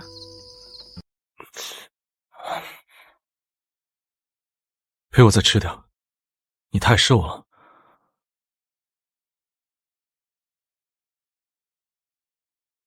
月城那边传来消息，你姐姐已经平安抵达，她的衣食住行我都已经安排好了，你不用担心。谢督军。你我夫妻之间说什么谢？我记得上次在督军府我受伤那一夜，你说你想做什么来着？中西医结合，是吗？没错，现在中医和西医被时局政治所影响，也变得水火不两立。不管是中医还是西医，都是为了救死扶伤，病患能减轻痛苦。中西医各有优势。我在想，如果能将中西医结合，那会是医学史上最大的进步，也能造福更多的病患。为什么想学医？阿姐她从小体弱，家里人听算命先生的话，将她送去了杏林世家寄养。从此呢，阿姐便爱上了中医，一直在研究学习。后来去了总统府，这些医术之类的，也就成了她麻醉自己的寄托。我呢，就跟着学了些。抱歉，我不知道这些。督军无需解释，阿姐都已经放下了。我平日军务繁忙，无暇陪你。既然你那么喜欢行医，我给你开家医院如何？也没别的意思，就是怕你在内宅待着无聊，给你找点事儿做。你看二姨太，她名下就有间中药铺子，平时闲暇无聊的时候，她就打理打理铺子，解解乏。不用了，督军送给二姨太就行。我呢，醉心医学，也无心管理。我与威廉也商量过此事，由他来开一家医院，他负责经营，我只负责治病看病。又是那个威廉。长庚，你这脾气得改改，动不动就发怒，多伤夫妻情分。督军，那二姨太名下的中药铺是老太太送给她的，我跟她没有任何男女关系。当初老太太在乡下染了疾病，二姨太救了她，老太太将她带回后，未经我允许，直接便纳做了姨太太。我根本没碰过她。督军是一家之主，有防姨太太也正常，无需向我解释的。我才不要什么姨太太，你也别接触那个洋鬼子。督军说什么呢？我不纳什么姨太太，你也别接触那个威廉。督军，我跟威廉那是朋友，并无男女之情，而且我们认识那么多年，若是有情，早就不会等到今日了。你对他无意，我看他未必。男人对女人的心思，我比你清楚多了。督军，你这醋吃得好没道理。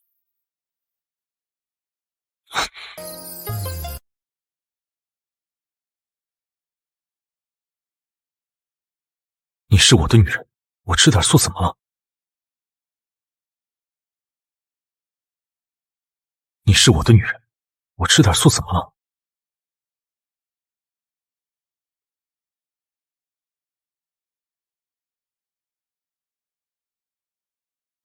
我今天身上有点不舒服，不方便让督军留宿。怎么了？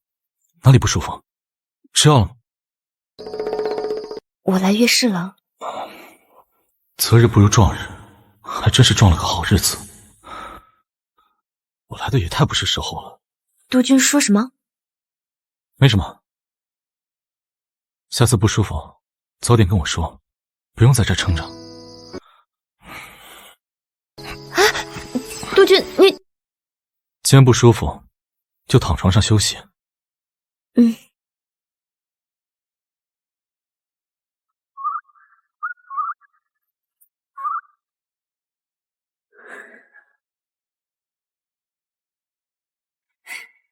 我有上等的家世给我撑腰，你呢？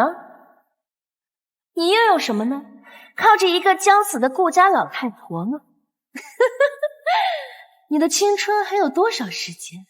而你的青春一过，顾家的老太婆一死，你就等着在后宅里看童玉锦的眼色过日子。谁在那？谁？谁在那？你是许曼云的司机？二姨太饶命啊！我是听我们家小姐吩咐的。求二姨太，千万不要告诉督军。许曼云让你来做什么？这个，我这就去告诉督军。别，我说，我家小姐让我把这个腐烂的蔬菜丢进督军夫人院子的水井里。今天你没见过我，我也没见过你，听懂了没有？这件事若是传了出去，就算你攀咬我也没用，我自有顾家老太太护着，而你就等着吃督军的枪子儿。若是敢乱说话，连你的家人也保不住。是。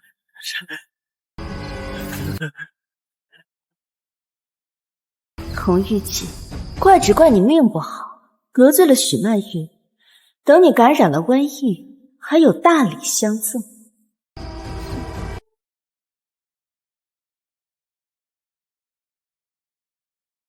你是我的女人，我吃点素怎么了？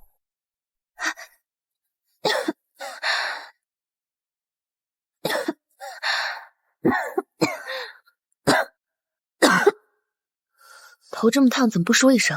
生病了就该休息。没事的，夫人。院子里的人都生病了，我们都休息了。谁来伺候你？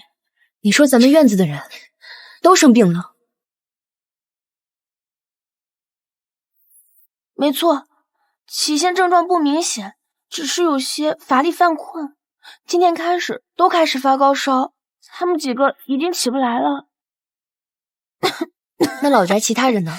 老太太7天前带着二姨太去寺庙礼佛斋戒了，伺候的丫鬟们都一起跟着去了。现在老宅只有我们。不得劲，我看看。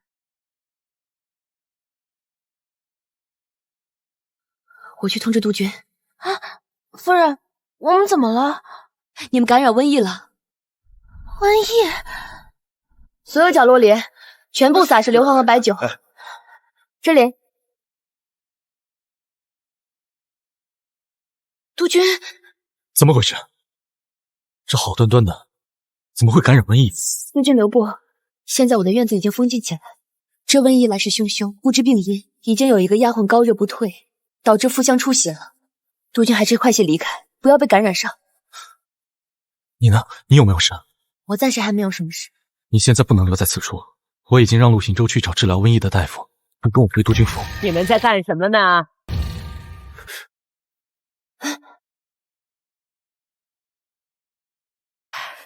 您当心。老夫人，老夫人，老夫人，这是怎么了？回老太太，夫人院里的丫鬟感染瘟疫，正在消毒。哎呦，长庚啊，你怎么还跟他待在一块儿啊？你快过来，来，没听他们说这院子里有瘟疫吗？来，跟我走。我不能跟你走，我是医生。这世上的医生千千万万，不止你一个，但我顾长庚的夫人却只有你一个。顾长庚，你要是还认我这个老娘，你就赶快过来！你跟他待在一块儿，你是要让全家人给他赔命吗？娘，来人，把他院子里所有被感染的丫鬟全部扔到乡下去关起来，用过的东西全部用火烧掉。督军夫人也得关起来，若是有了症状啊，一同丢到乡下去。娘，住手！我现在若是跟你走，他们定活不了。我不仅是医生，我还是他们的主子，他们从没负我，我绝不能舍弃他们。娘，他们只是生病了，不是犯了死罪，这病能治。您若是将他们扔到乡下去，缺医少药的，他们定活不了。难道你为了几个丫鬟，就让全家人冒着被感染的风险吗？不用全家，只需将我这院子封锁起来，不再进出，只需要半个月，便会有所好转。荒唐！几个丫鬟的贱命没了就没了，若是瘟疫被传播开，你担得起吗？老夫人，您也是斋戒信佛的人，这救人一命胜造7级浮屠，众生平等。这明明能救，您却让他们等死。难道这丫鬟的命就不是命吗？你敢顶撞我？你长庚，这个家还有没有一点家规家法？来人，把夫人的院子封锁起来，连同夫人一起，半个月之内不得进出。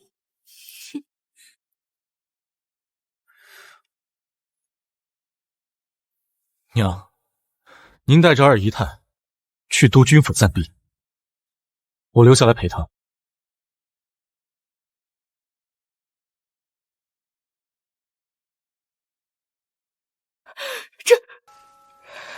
长庚啊，这可是瘟疫呀！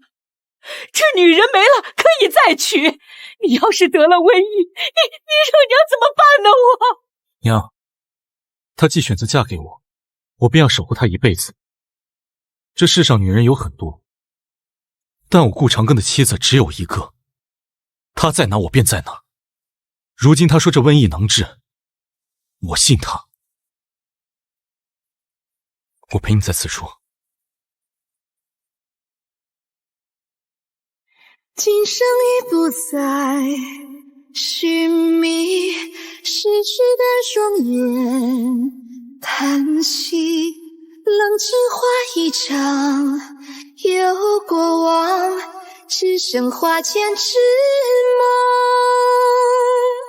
寂寞换鸳鸯相望，是我在做多情重，今生已不懂人憔悴。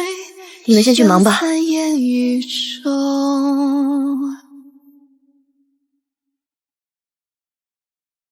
督军，你这又是何苦？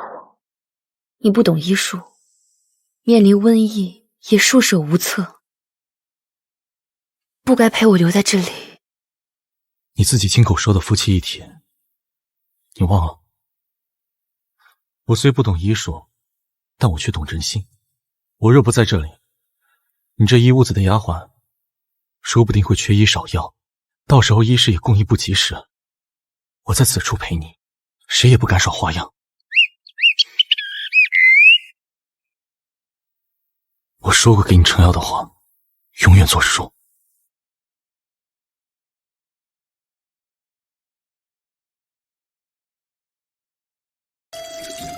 督军，这是我做的灭菌手工皂，一定要记得按时洗手。我还熬了4君子汤，可以增加抵抗力。我若顾不上督军，督军记得要按时用药。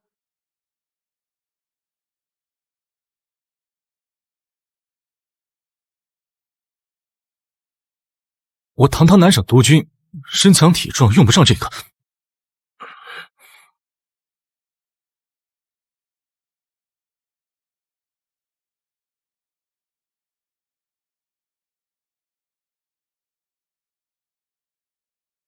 这瘟疫可不认得谁是督军，要是不好好听着，小心给你打针。我听说，这洋人打针都是在屁股上打。童医生，这是真的吗？我去看看莲心他们。等一下，这是什么东西？回二姨太，这是夫人院子里的衣物和用品，全部带去郊外焚烧掩埋。这都7、8天了，督军在里面情况如何？除了一个丫鬟病重，其他人都稳住了。那夫人呢？夫人和督军防护得当，并未感染。二位也都辛苦了，你们把东西放在这儿，回去歇着吧。我让下人们去焚烧。你们身兼护卫民众之职，还是少接触这些，千万别被感染了。多谢二姨太体恤，我们这就把东西抬到车上去。二姨太真的是体恤我们这些下属。督军真有福气，有二姨太这样的贤内助。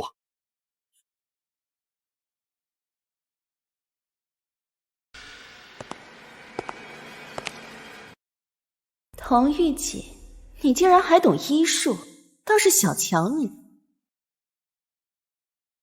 瘟疫你治得了，不知道瘟疫加麻疹，你治不治得了？哼！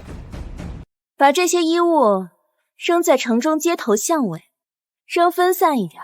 是。等城中的百姓得知是你这个督军夫人一意孤行，不肯去乡下隔离，才导致瘟疫大面积传染时，我看你这个督军夫人的位置还坐不坐得稳。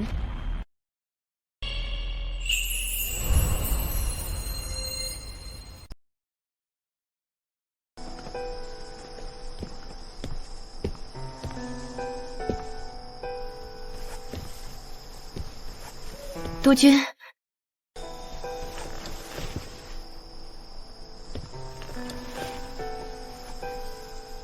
忙了好些天了，明天就可以出门了。好不容易得闲，怎么不早点睡呢？在想心事。想什么呢？这个病我从前染上过。什么时候？去国外的第2年。怎么染上的？被国外的小孩欺负，把我推下河，呛了水。那是一条浮水河，河里常见腐烂的动物。那欺负你的那些人呢？病好之后，我用枪打穿了他推我的那只手，用阿姐送我的那把枪。从那以后，没有人再惹我了。我就明白了一个道理：真理和尊严只在枪口的射程内。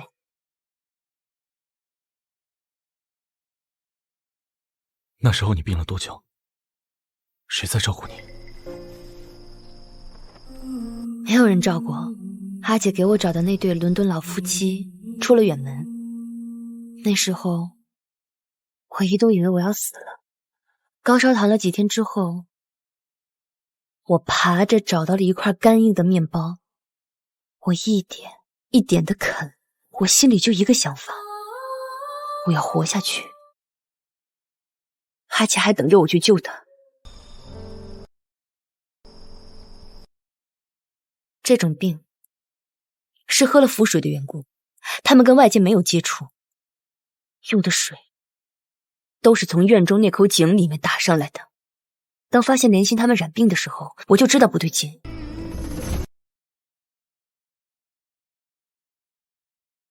怎么回事？督军，你不觉得奇怪吗？整个老宅上下只有我院中的丫鬟感染瘟疫，可偏偏感染潜伏期的那几天，老太太和二姨太出门斋戒礼佛，不在家中。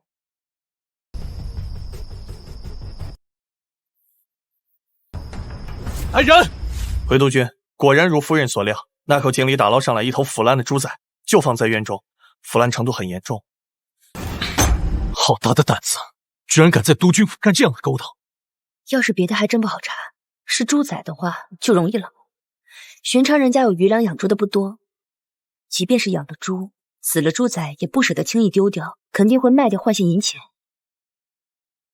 查出来试试，我要生剥了他！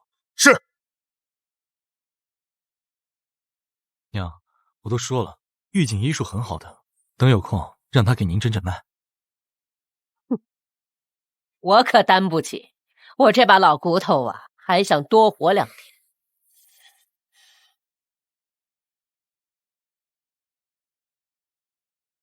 娘，前段时日您突然出去礼佛斋戒7天，是自己心血来潮，还是有人撺掇？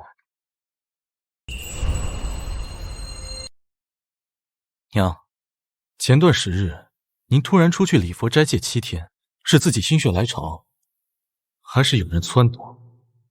长庚他从小就不喜欢这些和尚道士的，他对阿若不亲近，要是告诉他是阿若让我去，只怕他更嫌弃阿若。你整天打打杀杀的，娘这心里呀总是不安稳，专门找人去打听了一个灵验的地方，去给你祈福7天。那还真是凑巧。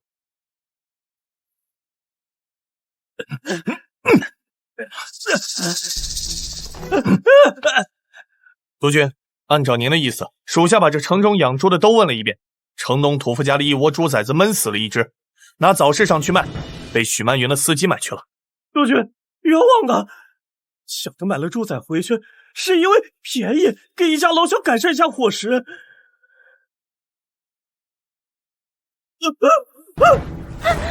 你信不信我现在就送你一家老小去地府团聚？督军饶命！是许小姐让我这么干的，小人的家人全然不知，求督军饶了他们，饶了他们。还有谁知道这件事？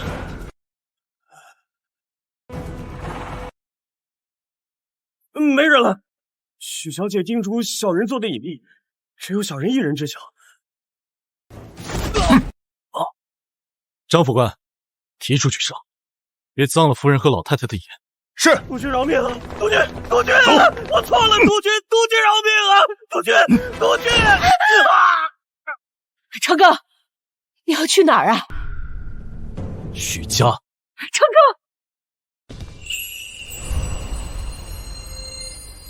爹，我不想嫁给那个纨绔子弟，他跟督军比可差远了。胡闹！顾长庚已经娶亲了，难不成你还要给他做姨太太不可？我可都听说了，那个女人染上了瘟疫，现在院子都封了。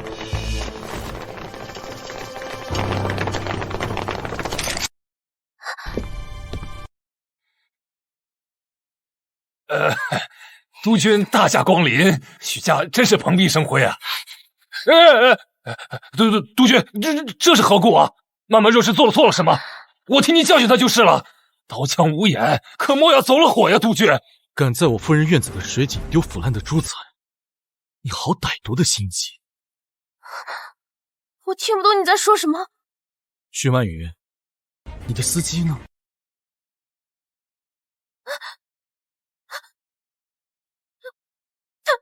他诬陷我，你把他叫过来跟我对质，没有证据，就算你是督军，你也不能诬陷我。你消息，我顾长庚杀人要什么理由？要什么证据？督军，冷静啊，别冲动啊，你先消气啊！孽障，还不跪下来给督军道歉，求督军原谅！督军这么生气，是因为那个女人吗？我爱了督军10年，到头来还不如一个督军消失不到1年的女人。爱你，他那样子的人，他会有爱吗？他从小经历国破家亡，他亲眼看着自己的姐姐在总统府被各种男人凌辱，他就是长在阴暗中一朵有毒的花。他这样的人心里只有恨，他会爱上所有人，但唯独不会爱上你。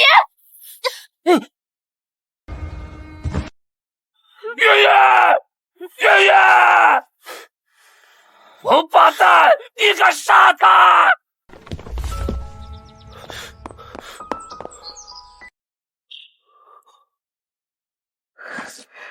督军，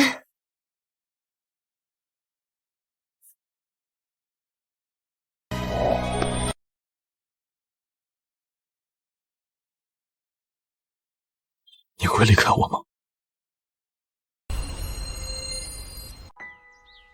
你会离开我吗？督军，怎么了？回答我。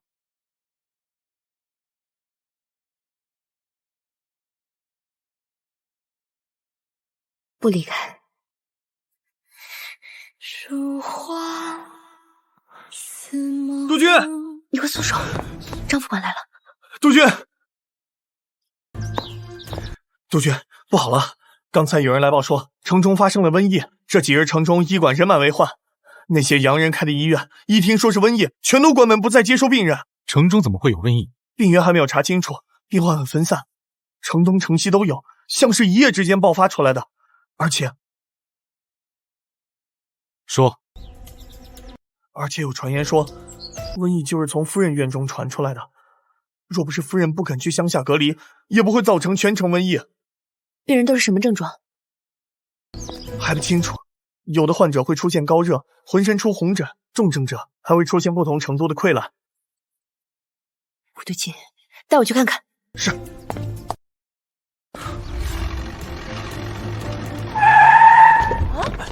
去，还是抢吧。快点，让人家抢到。走，给我来一份，我也要一份，我要一份。谢谢，要不先来的。哎，那边是做什么的？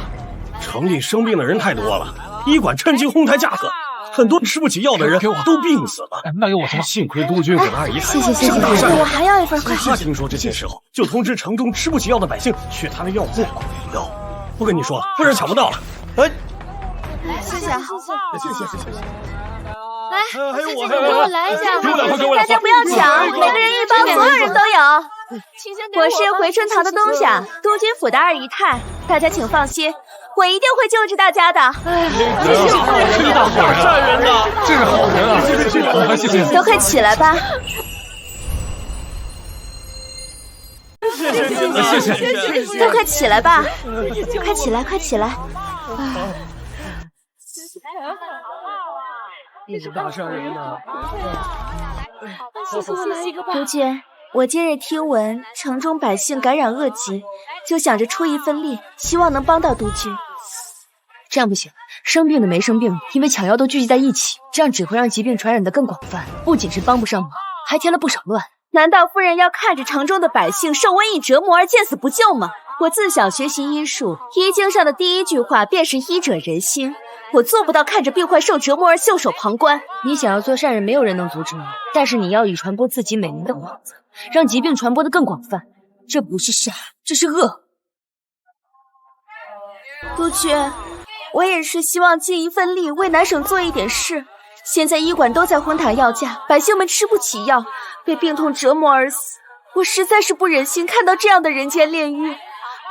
你想做大好人，你可以把药全部给张富荣，假惺惺在大街上博美名，接受百姓跪拜，真以为所有人都是傻子，看不出你的小九九。正好，你就在这药铺待着，千万别回老宅，省得把病传给老夫人。督军，我也是一份好意啊。她就是督军夫人，就是她带来了瘟疫，不能让她走了。是啊，就是她。快你谁敢过来？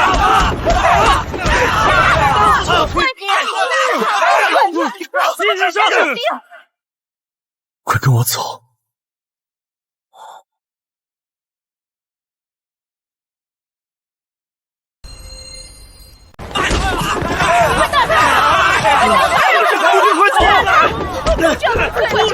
别过来！放开！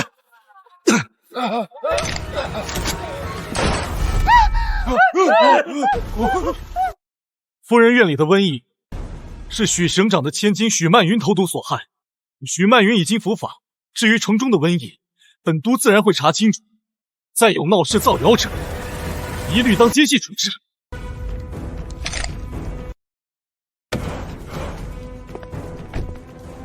开车！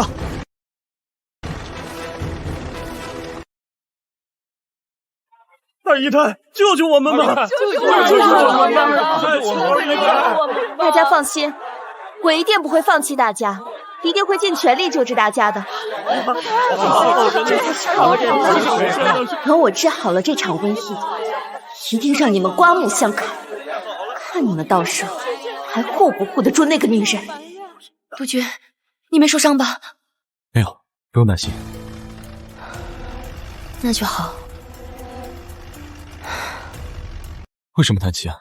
这次的瘟疫有些麻烦，我原以为跟莲心的一样，刚才我看他们皮肤都开始溃烂，只怕还有其他的病毒交叉感染了。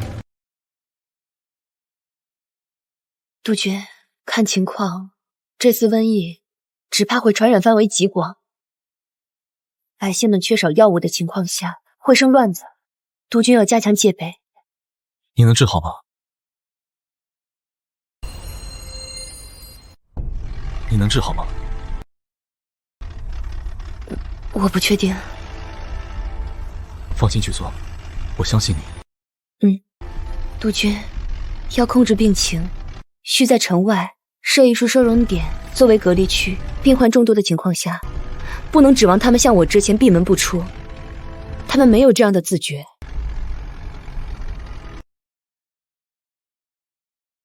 好，过些天我有事要忙。张副官和陆行舟全力配合你。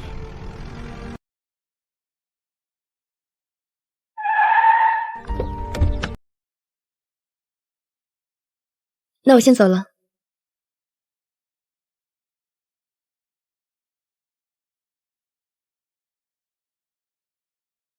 回督军府，找个军医过来。督军，您受伤了？这件事情先不要告诉夫人，我看她对这次的瘟疫没把握，那就不要让她平添担忧了。希望夫人能明白您的一片心意。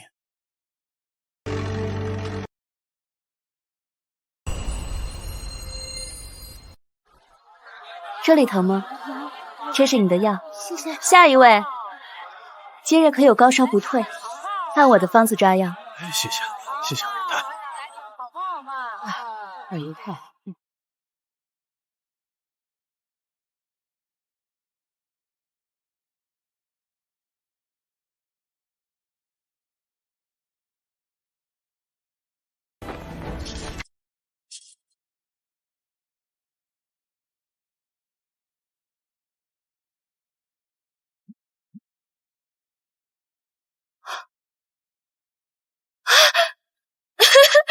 天哪！威廉，第一批抗菌素提取成功了，可以用在瘟疫治疗当中了。我熟悉的那个公主，她回来了。你看，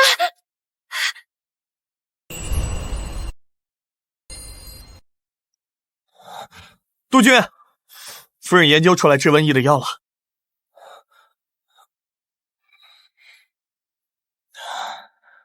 督军，你怎么病得这样重？大夫呢？我知道，他一定能做到。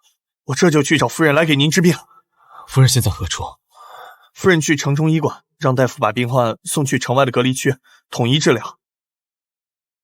徐明不开化，未必理解他的善意，只怕会将他当成抢生意的人。不行，我得去一趟。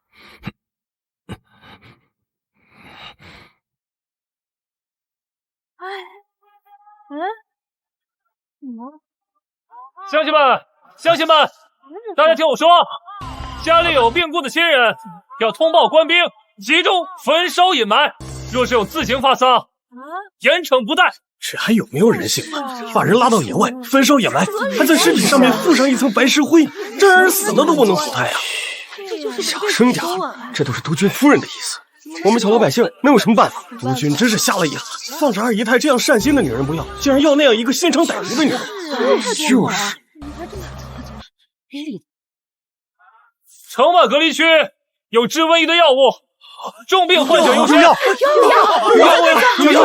这药在哪里领啊？是收银钱的吗？夫人说了，免费医治，不过要去城外隔离区治。啊，督军夫人的药那不要了，指不定是什么害人的药。督军夫人的药那不要了，不要了，指不定是什么害人的药。不知死活的东西，还敢污蔑夫人！住手！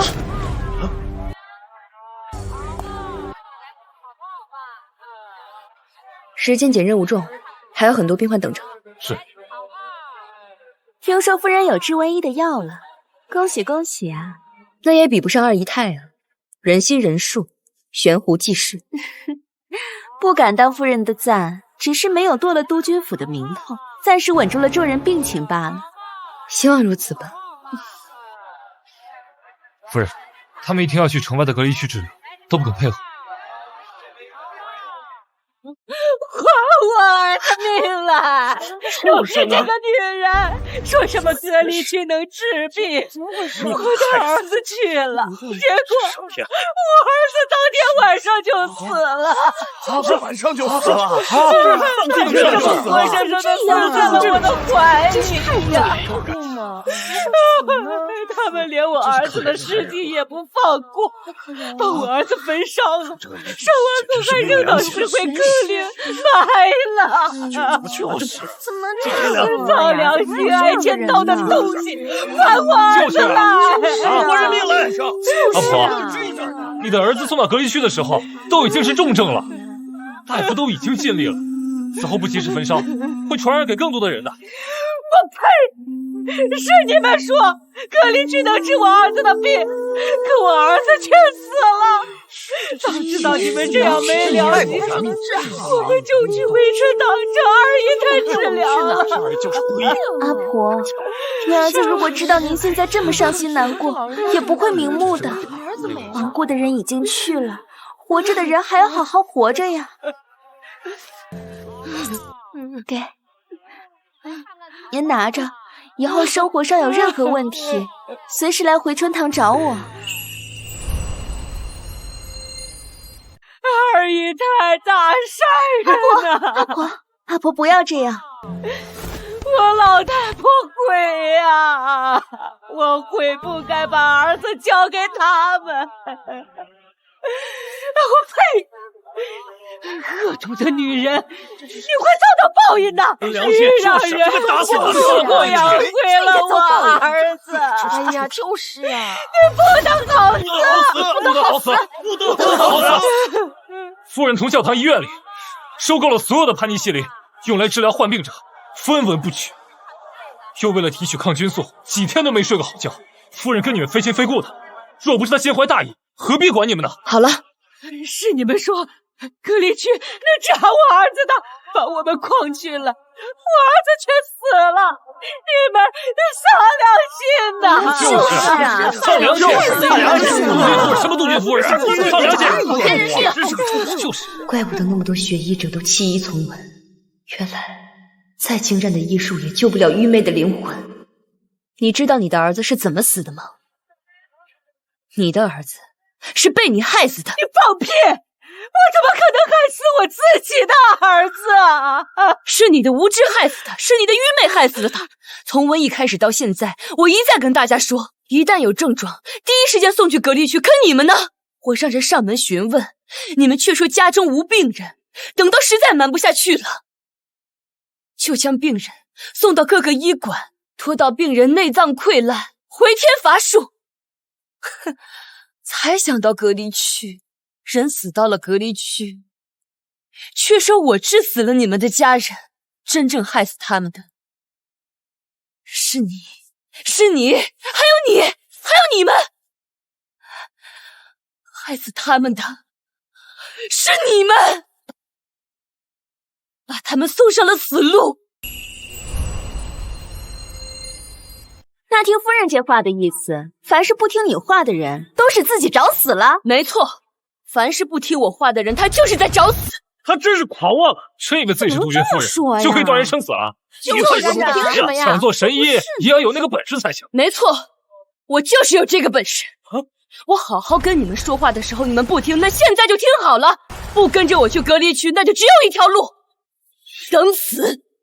哎呀，少听他吓唬人！说话，他就是为了自己，在督军哥前的面，所以故意跟二姨太打擂台。隔离区都焚烧了多少人了？谁敢去啊？是啊，谁敢？我敢呀！哎，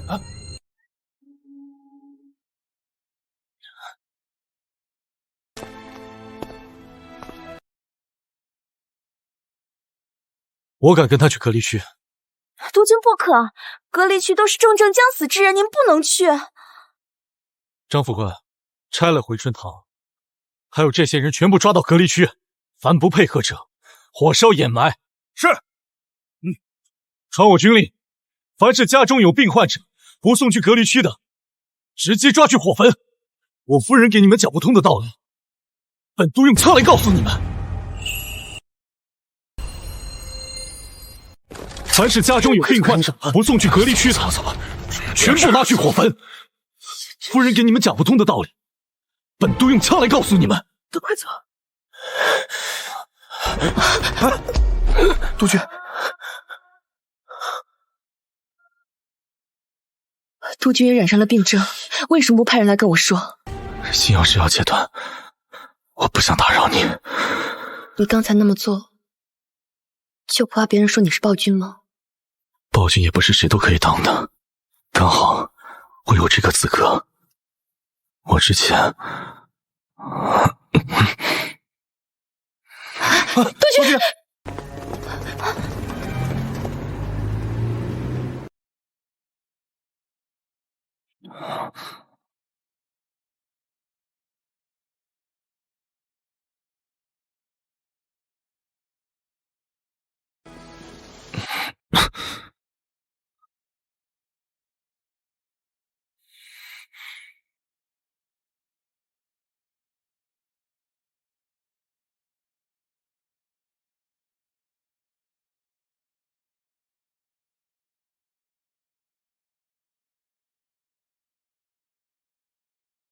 要救了我一次。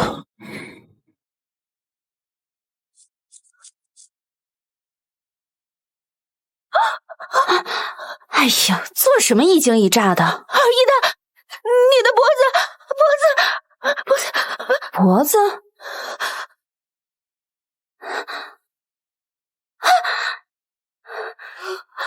怎么会这样呢？快去找药，按照我的药方子去切药，快去啊！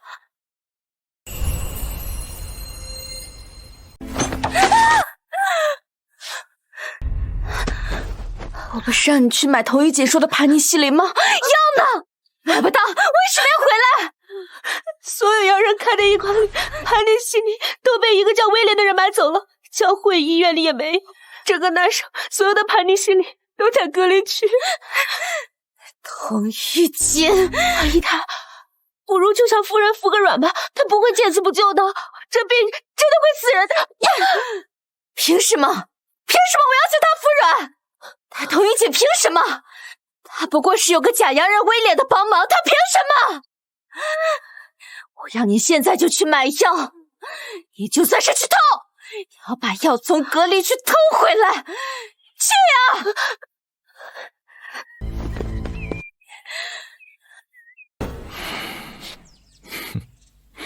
督军醒了吗？回夫人，醒了。督军，从昨天到现在都没有再高烧，看来是大好了。不对，我还是感觉有些头晕乏力，我刚才还有些犯恶心，你不如再帮我看看。那我看看你的斑疹退了没有？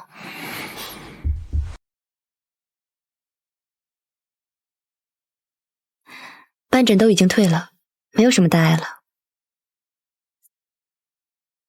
童医生，你再帮我看看，我还是觉得心慌得很。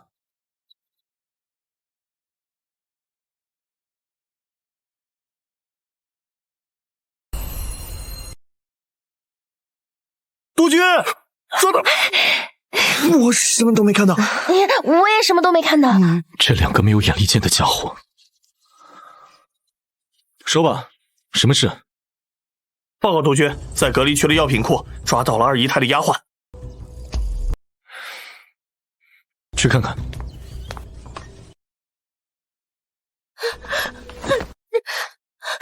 饶命！督军饶命！说，来这里做什么？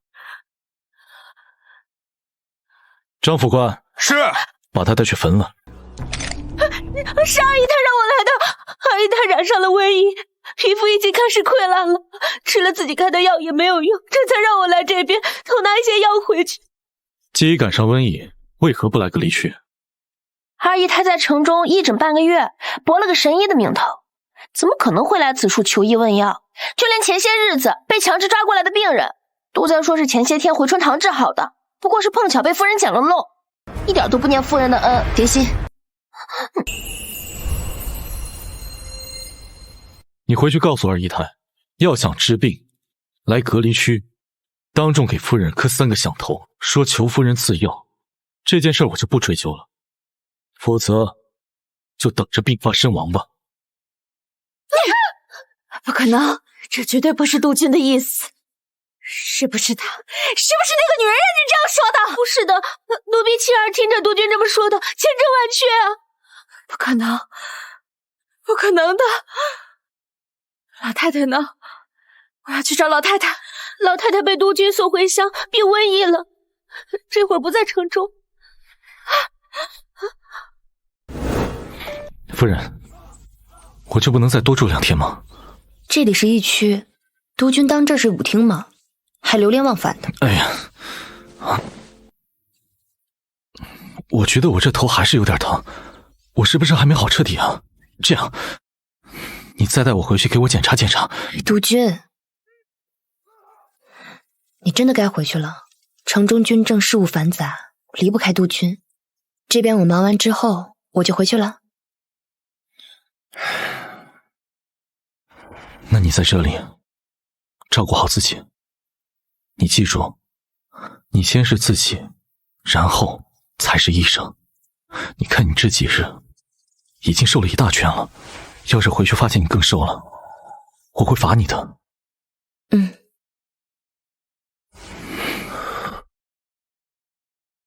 夫人，我们该圆房了。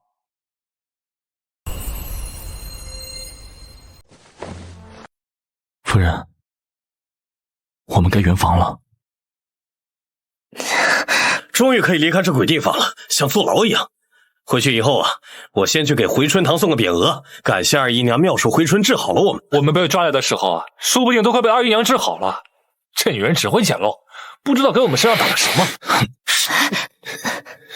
算了，懒得跟他们计较。站住！闲杂人等不得靠近。二姨太，您怎么来这儿了？您是不是也知道我们都被您治好了？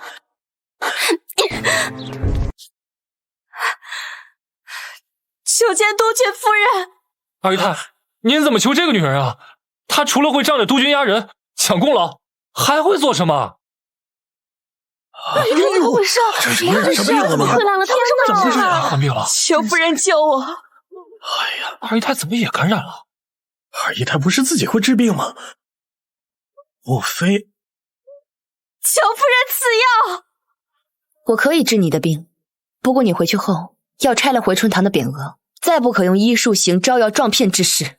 还有，需向被你误诊丢掉性命的患者家属道歉。都听夫人的。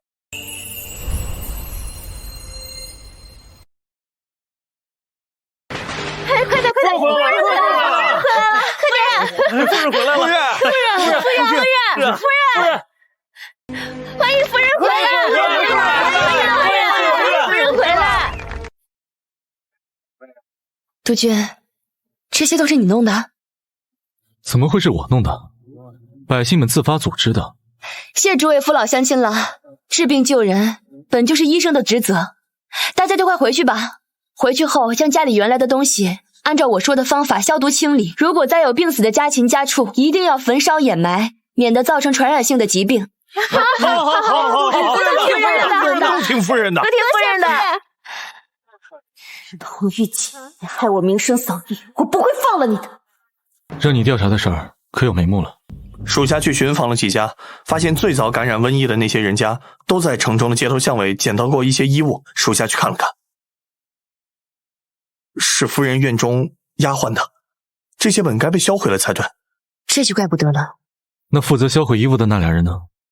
那两个人也感染了，之前在回春堂求医时病情加重，没来得及去隔离医院，人就不行了。好一个死无对证！好一个死无对证！督军去哪儿？杀人偿命，这样的人死不足惜。督军定的死罪可以不用理由，那老太太那儿呢？他对老太太毕竟有救命之恩，你若不由分说的杀了他，定会和老太太之间生了嫌隙，老太太也会认为是我挑拨督军的，这心结怕是再也解不开了，请三思啊，督军。那难道就这样算了？也未必啊，督军若是听我的，事成之后老太太定然不会说什么的。好，听你的，从今往后都听你的。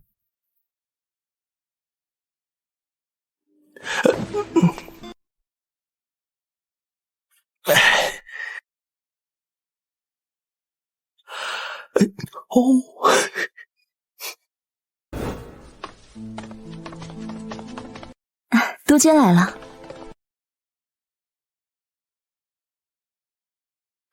这位是？这是当世大师，前朝宫廷的御医，有一半都是先生的徒弟。今日偶逢先生来南省，我便邀他来家中，给您把个平安脉。先生，快请上座。既然是客，就别让客人累着了。老太太的身体一向平安，就不麻烦他老人家了。无碍，不过是顺手的事儿。老太太的身体一直由我照料着，您有什么想知道的，直接问我就行。老太太就在跟前，我号号脉，便知道了。再劳累到您和老太太了。不，你推三阻四的，莫非老太太的脉象有什么异常？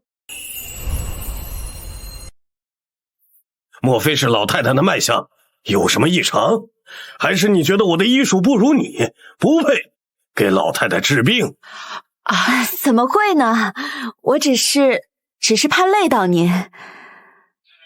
老太太，督军大人关心您的身体，专门让我来给您号个脉。好啊，先生勿怪，儿媳她不懂事儿，也是因为担心我，您别放在心上。儿媳？那这位是姨太太了。她是督军夫人，只不过我们家不分那么清楚，我把他们都当亲孩子一样对待。老太太，尊卑有序，嫡庶分明，这若是颠倒了，可不是兴家之兆啊！老太太，别嫌我话多。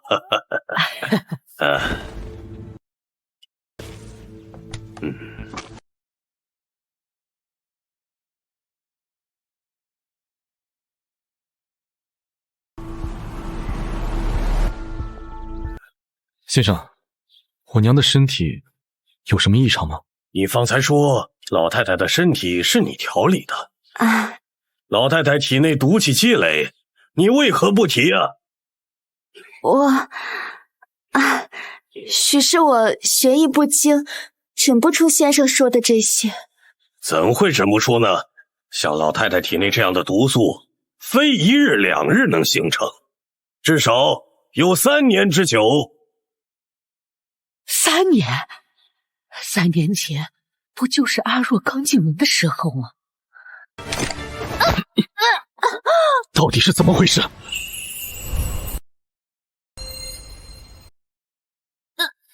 到底是怎么回事？督军，我自从进门之后，我一直尽心尽力的服侍老太太，我并不知晓先生说的这毒气是怎么回事，我不知道。督军勿急，督军勿急，待老夫看一看老太太平时吃药剩的药渣，便可知晓。老太太平时熬药的药渣都被厨房倒掉了。二姨太做事向来谨慎，这开的方子用的药，旁人都无法插手。不过今天早上厨房清理药渣的时候，我让连心和张副官将那药渣收了起来。我知道二姨太又想说，万一是我诬陷你换了药渣呢？所以我才让张副官陪同。张副官对督军的忠心，无需多说吧。二姨太还有什么疑惑吗？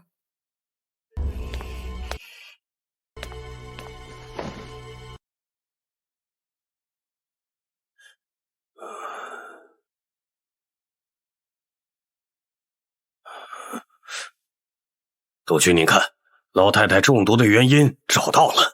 此药有毒，长久服用，身体必垮。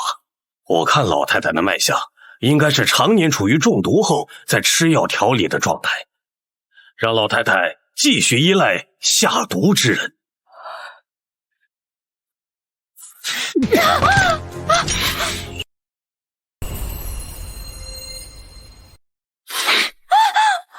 督军，老太太还在此处，不得见血。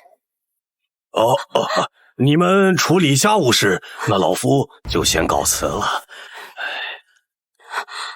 先生，我送送您。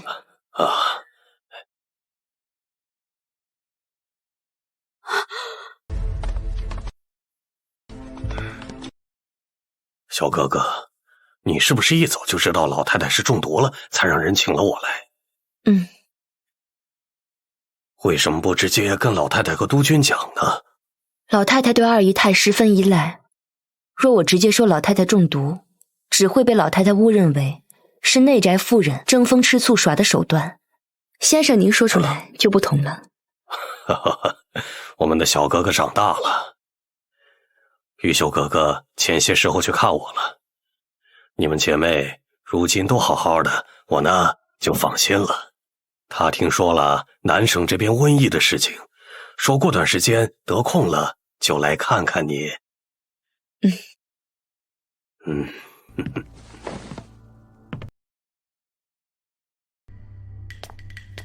你这歹毒的妇人，老太太何时亏待过你？督军府给予你尊荣和体面，你竟如此忘恩负义！可笑，真可笑！我进督军府3年多了，3年多了，你连碰都不肯碰我，这算什么尊荣和体面？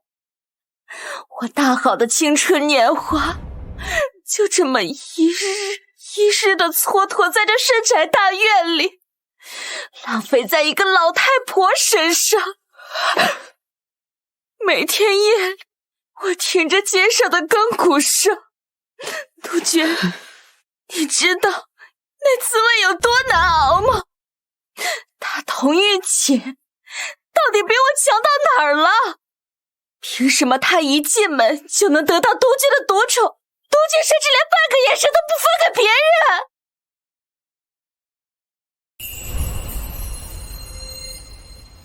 我今天就告诉你凭什么。凭他做不出你这等下作的勾当，凭他无论如何都不会通过伤害一个无辜人的生命去为自己铺路，凭他品格高尚，为人善良，不说给老太太下毒，单是故意制造瘟疫，造成南省上万百姓和官兵的死亡，枪毙你100次也不够。你打死我呀！反正我也不想活了，死在你手里我也认了。老太太，娘，我娘她怎么样？快扶她去屋里躺着。你什么时候知道老太太中毒的？上次被冤枉给总统府寄信的时候。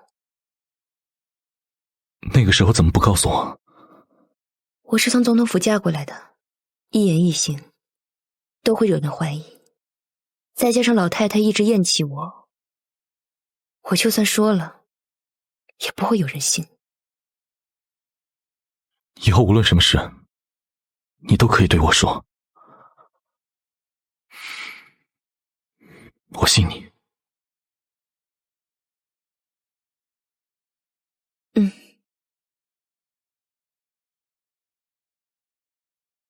打死他！有意不杀他！打死你！快打他！打他！骗子！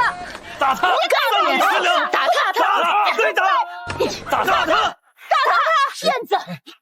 打死你！不打死！好干呀！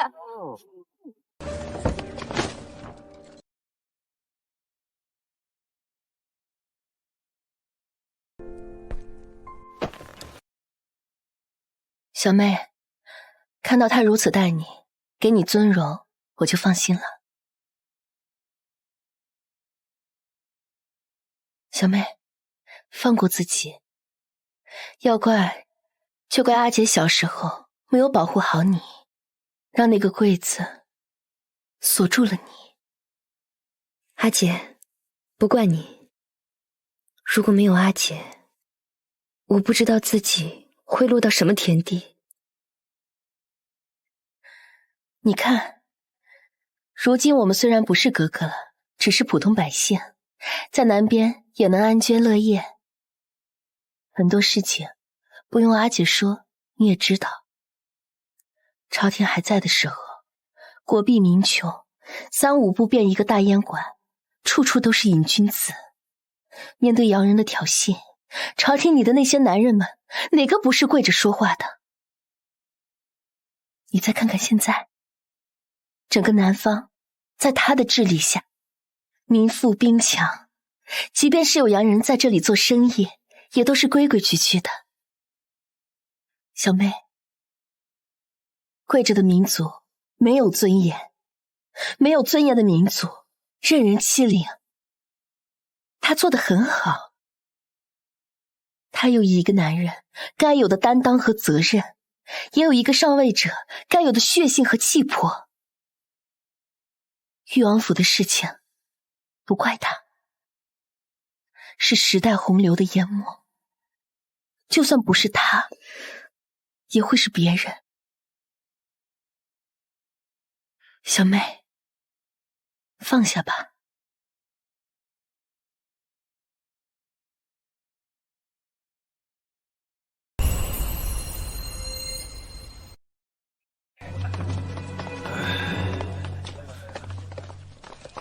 哎，这不是玉秀哥哥吗？啊，好久不见，太巧了，今儿个在这儿能见到你。哎，总统府那夜一别，我可想你想的厉害呀！只要一想到你那哀求的哭泣声，哎呀，就食不能寝，夜不能寐呀！督军夫人，这位是军需处的处长，您消消气啊，就算给我个面子，饶他这一次啊！你敢动我，你就不怕总统带兵攻打南省吗？小妹，你冷静一点。他该死！小妹，算阿姐求你了，快住手！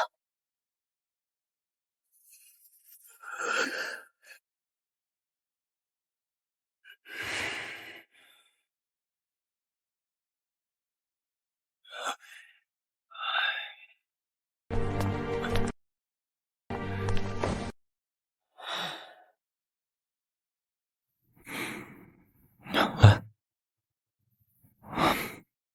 想什么呢？这么认真？没什么，我正在想明日带阿姐去哪里转。这个好办，交给张副官，他会处理的。明天的事明天再想，我们先想想今晚的。那个，我们俩还没圆过房呢。我们俩还没圆过房呢。督军，今天不太方便，我来约室了。又来了。没事，我等得起。林星，去给夫人煮碗姜汤水。是。今晚我还有些公务要处理，你喝了姜汤水，不用等我，自己先睡。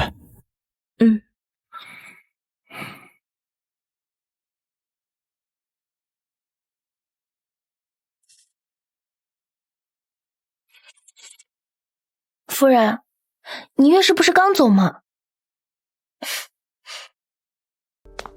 夫人，玉秀格格那边的丫鬟过来传信，说玉秀格格晚上去完园子后就没有回去，到现在人还没找到。你说什么？你说什么？玉秀格格消失了？总统府那夜一别，我可想你想的厉害呀！只要一想到你那哀求的哭泣声，哎呀，就食不能寝，夜不能寐呀！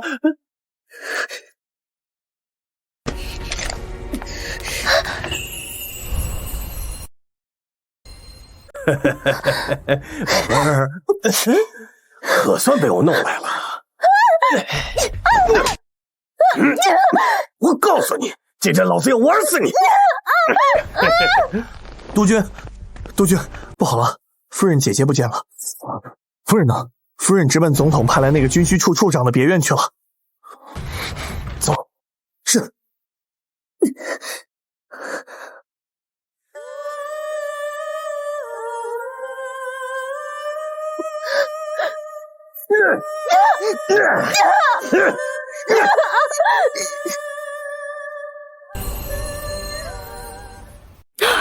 你怎么进来的？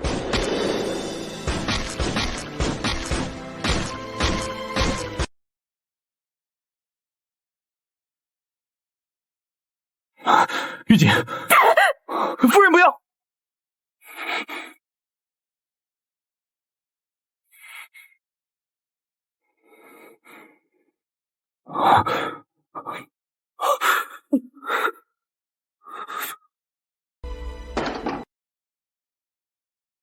先生，我夫人她怎么样了？夫人她一时失了神智才晕厥，这个无碍，只是她气滞血瘀，心脉郁结，长此以往可不好啊。那这可有药治？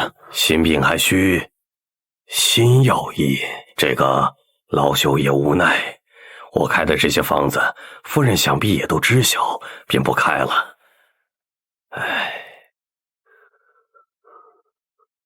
如果那把枪里还有子弹，你也会毫不犹豫的开枪，对吗？其实你什么都记得，你只不过一直在诓骗我，是吗？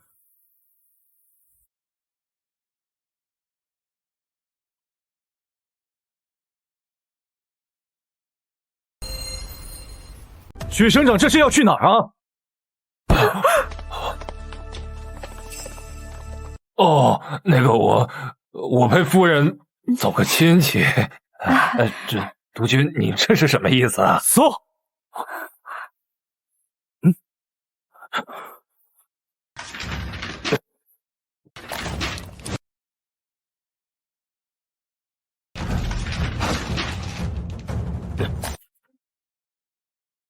回督军，搜出许元昭跟总统府交易的票据。许元昭利用省长之便，为总统那边提供走私的大烟，共计25货轮，由北方军需处处长负责接货。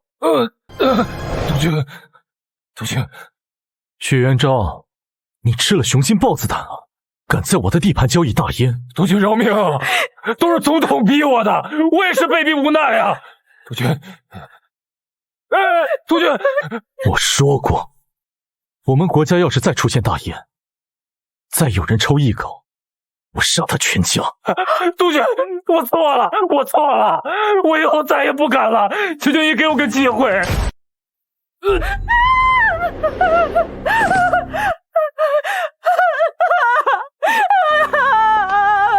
老爷，你先下去吧，这里有我。是。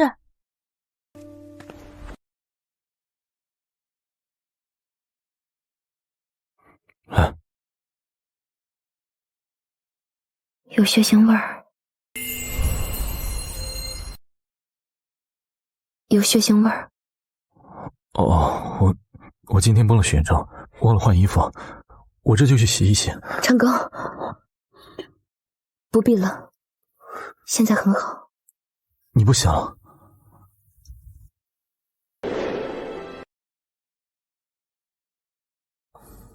我发现许元昭跟总统府那边有勾结，私下里做大烟的交易，北方民众病弱者皆是，就是这大烟害的。我准备出兵攻打北边了，那些无名的政府只会敛财害了老百姓，导致整个国家都四分五裂。你做得很好，还不够呢，再等我一下，等我打一个天下，还你一个太平。好，我信你。督军，你还记得我们成亲的时候吗？当然记得。好像没有拜天地吧？对不起，是我亏欠你了。不亏欠，督军，再娶我一次吧，在我们第一次成亲的那个教堂里。你说什么？再娶我一次。来，夫人笑一下啊！督军靠近夫人一下。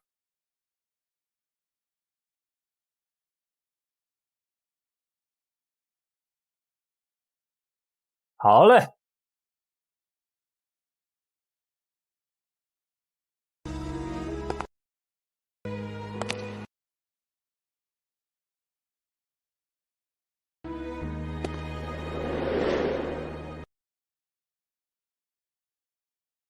督军，我今天漂亮吗？漂亮。你是全世界最漂亮的新娘。今天是个值得纪念的日子，督军，来。督军，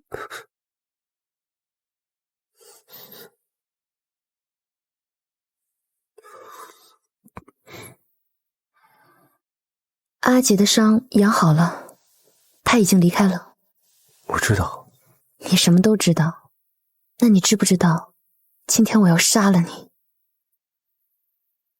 知道。你既然知道，为什么要来？为什么还要喝下这杯酒？因为你病了，没有药能治你的病。是吗？所以就用你的命来治我。如果你想要的话，尽可拿去。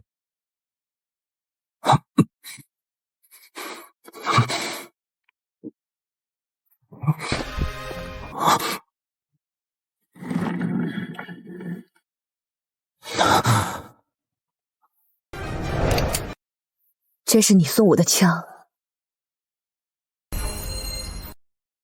这是你送我的枪。开始是你用枪指着我，现在结束是我指着你，很公平。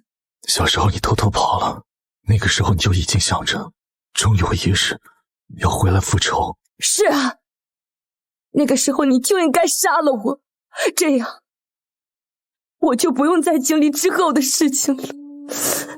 你体会过躲在柜子里是什么滋味吗？你知道男人兴奋时发出的声音有多恶心吗？你知道柜子里的那个孩子是如何挨过无数个黑夜的？阿姐跟我说，让我捂着耳朵，我没有，我全都听到了。我听见我阿姐强忍着不出声，但是被痛苦折磨，忍不住发出声音。可是凭什么是他？凭什么是他？他才13岁，王朝覆灭的那座大山，凭什么压在他的身上？阿姐跟我说，让我放下仇恨，我怎么能放下？我一次又一次告诉我自己，我要放下仇恨，我麻痹我自己，这些仇恨都已经过去了。可是又有柜子把我锁起来了，我又走不出来了。顾长哥，你告诉我，你说我怎么能不恨？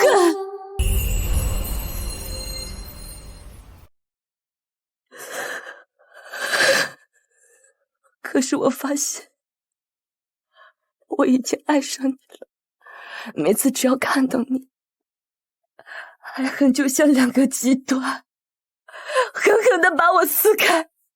好几次我都想杀了你，这样柜子的门就打开了，我就不用困在里面了。你为什么不动手？杀了你，就会出现更多的阿姐，出现更多的我。你死了，南边会陷入混战，海关会失守，大燕会再次盛行，百姓穷困潦倒，流离失所，卖儿卖女，乱世人命如草芥，女儿命更贱，小小年纪就被送去服侍人。玉洁，为什么不能跟我好好的过下去？我不是都答应你了吗？我会打下一个天下太平，送你一个太平盛世。莲心，玉洁，玉洁，玉洁，送他出去，送他出去！玉洁，你要干什么？童玉洁，童玉洁，你是不是要做傻事？童玉洁，童玉洁，你到底要干什么？哥哥，莲心，放我下去！你主子疯了，你也跟他一起疯是不是？莲心，住手，把我放下去！你敢带我出去，老子杀了你！放我下去！长哥，我无法恨你，也无力爱你，此去无期，唯有生死摘笑。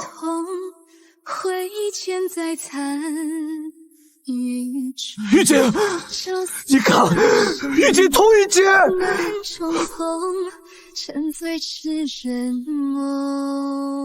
放我下去！你主子疯了，你也跟着一起疯是不是？放下！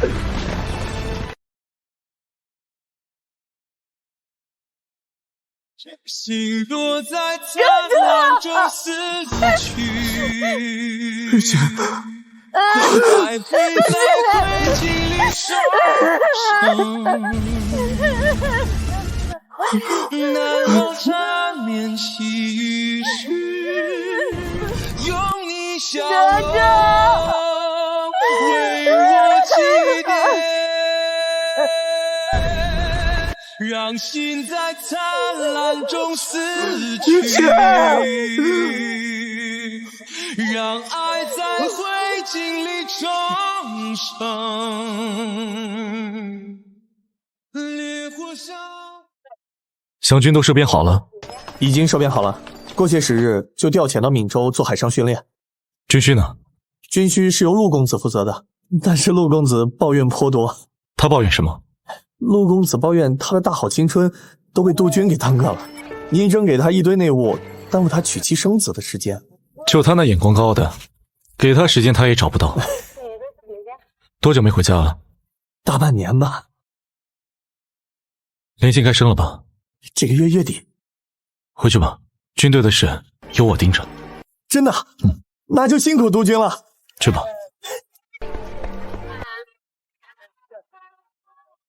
玉姐，总督府灭亡了，曾经伤害过你阿姐的人我都处理了，你能原谅我了吗？你解脱了，却把我永远锁在了那个教堂里。在旁让我抓到了，可是要打屁屁的哦！不好好听秀秀老师的话，竟然偷偷跑出来玩，回去看我怎么收拾你！玉姐，那边有个男人在看你。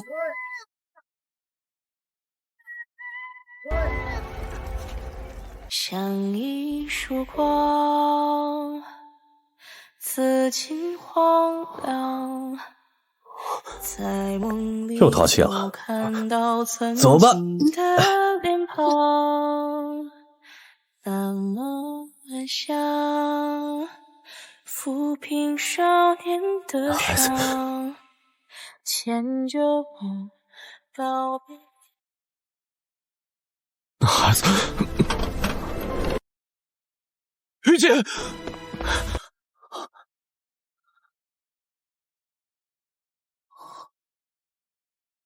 是不是你惹阿金老师伤心了？阿金老师怎么不高兴？有个男人一直盯着阿金老师看，把阿金老师看生气了。哦，原来是福利院的孩子，我还以为……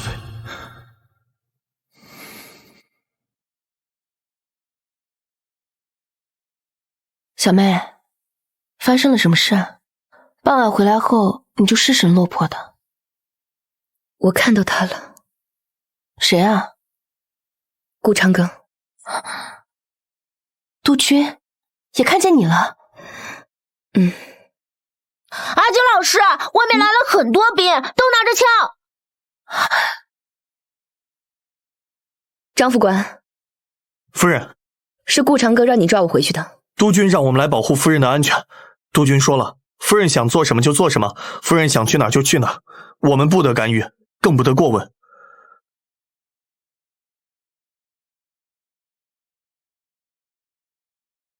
督军，怎么样？他说什么了吗？夫人什么都没有说。他没问问我？没有。也是，他3年前选择那样决绝的方式死遁，就是为了不再见头。那个威廉呢？还在福利院？在。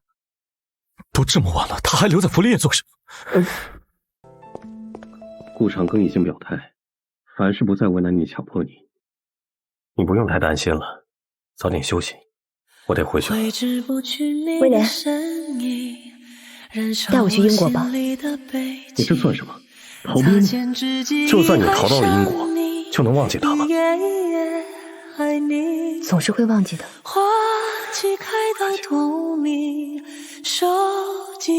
会的。待花开再回忆。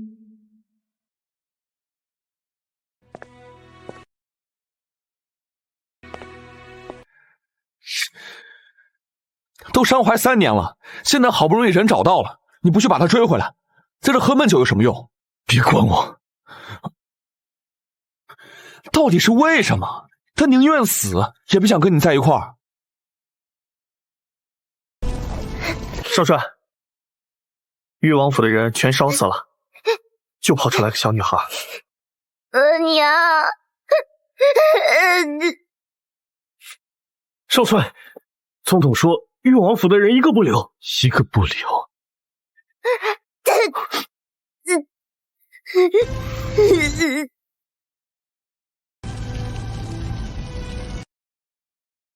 总统这是要绝了皇室的后，竟然要一个不留。少帅，这孩子怎么办？玉王爷是皇室最后一个有骨气的王爷了，他的遗孤应当善待。现在回去藏几天，等玉王府的事情平息了，送好人家养着吧。是。这些话你跟他说呀，你要嘴有什么用啊？毕竟是我带兵攻破了京城，我不杀伯仁，伯仁却因我而死。如果把他留在身边，他每次看到我，就会想到灭门之祸，就会想到玉秀哥哥的事情，他只会越来越恨。可当时玉王府那把火不是你放的，是许元昭放的，这些你告诉他呀。证据呢？攻城的是我的兵，围府的是我的兵，连进府搜查都是我的兵。我现在去跟他说，是许元昭背叛了玉王爷，一把大火烧了玉王府，你觉得他能信吗？他只会觉得我跟许元昭勾结。证据是吧？好，我去查。这3年你像个行尸走肉一样，除了打仗，你完全没有人气了。一旦你放他离开，顾长庚，我告诉你，你会后悔一辈子的。督军，威廉想见你。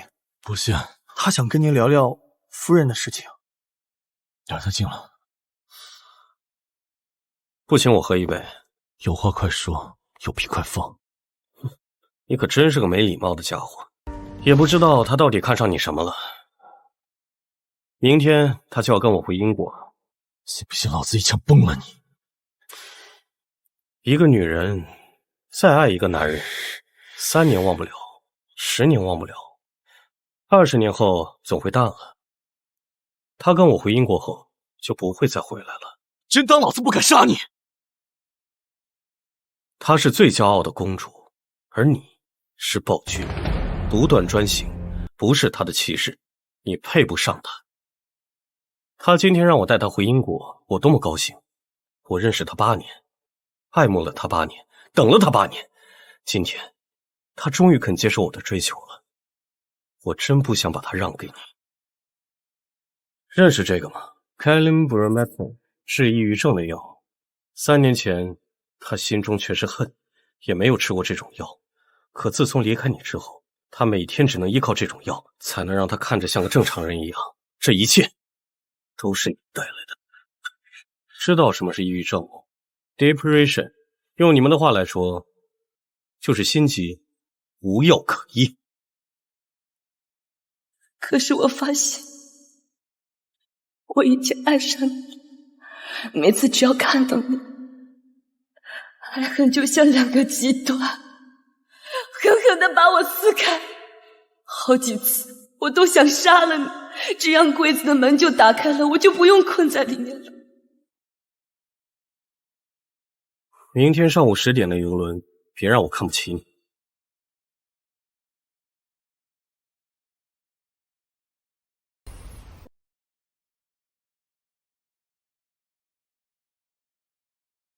她是最骄傲的公主，而你是暴君，独断专行，不是她的气势，你配不上她。知道什么是抑郁症吗 ？Depression， 用你们的话来说，就是心急，无药可医。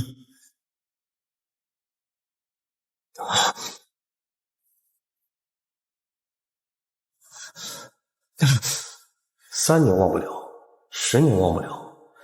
20年后总会淡了。他跟我回英国后，就不会再回来了。此去无解，唯有生死摘消。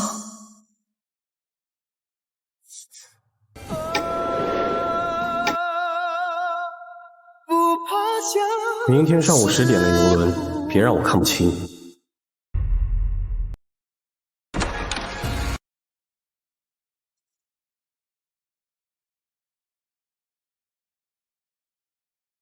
去备车，回督军。陆公子把车开走了，还没回来。小妹，你想好了吗？阿姐，我在那边安定了，就把你接过去。阿姐是想问你，你这样的决定，以后会后悔吗？以后的事情，谁能决定呢？小妹，你那时想不记事，阿姐在家的时间也不多，但也隐隐记得徐元昭是父亲手下打理军务的副使，后来摇身一变，成了总统信赖的省长。这中间必然有什么事是我们不知道的。阿姐，幼时的事情我都已经放下了。你但凡是放下了，怎么可能会跟威廉走？你不能凭着幼时大火中看到督军搜查就给他判了死刑啊！我亲耳听见，他说一个不留。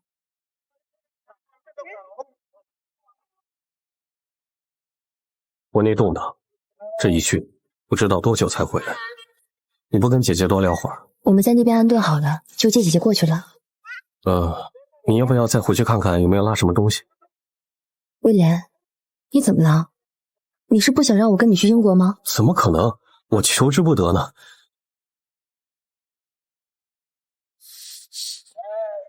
于姐，于姐，我有话跟你说。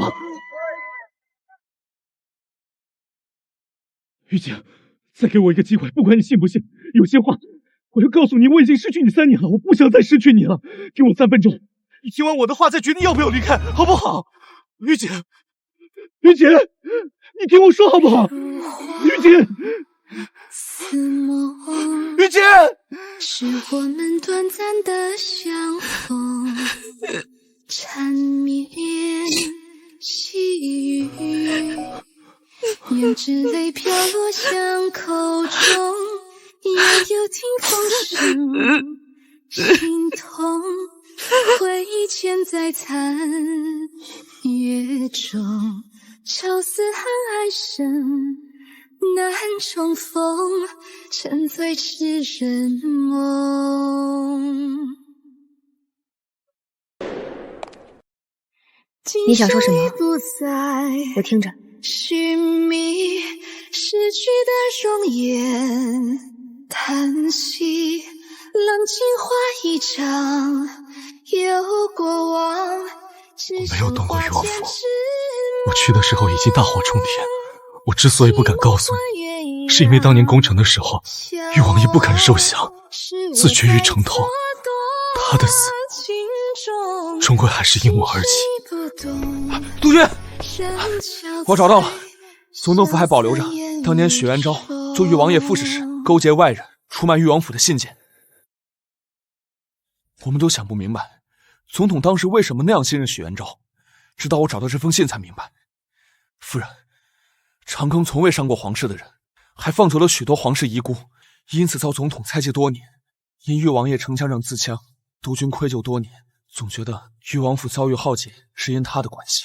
玉王爷是个可敬的对手，督军又何尝不是一个磊落的人？心有你这一世，能与我相识。风若负气相思，再见了，我的公主。爹爹吃糖。好，非常好，二位保持微笑。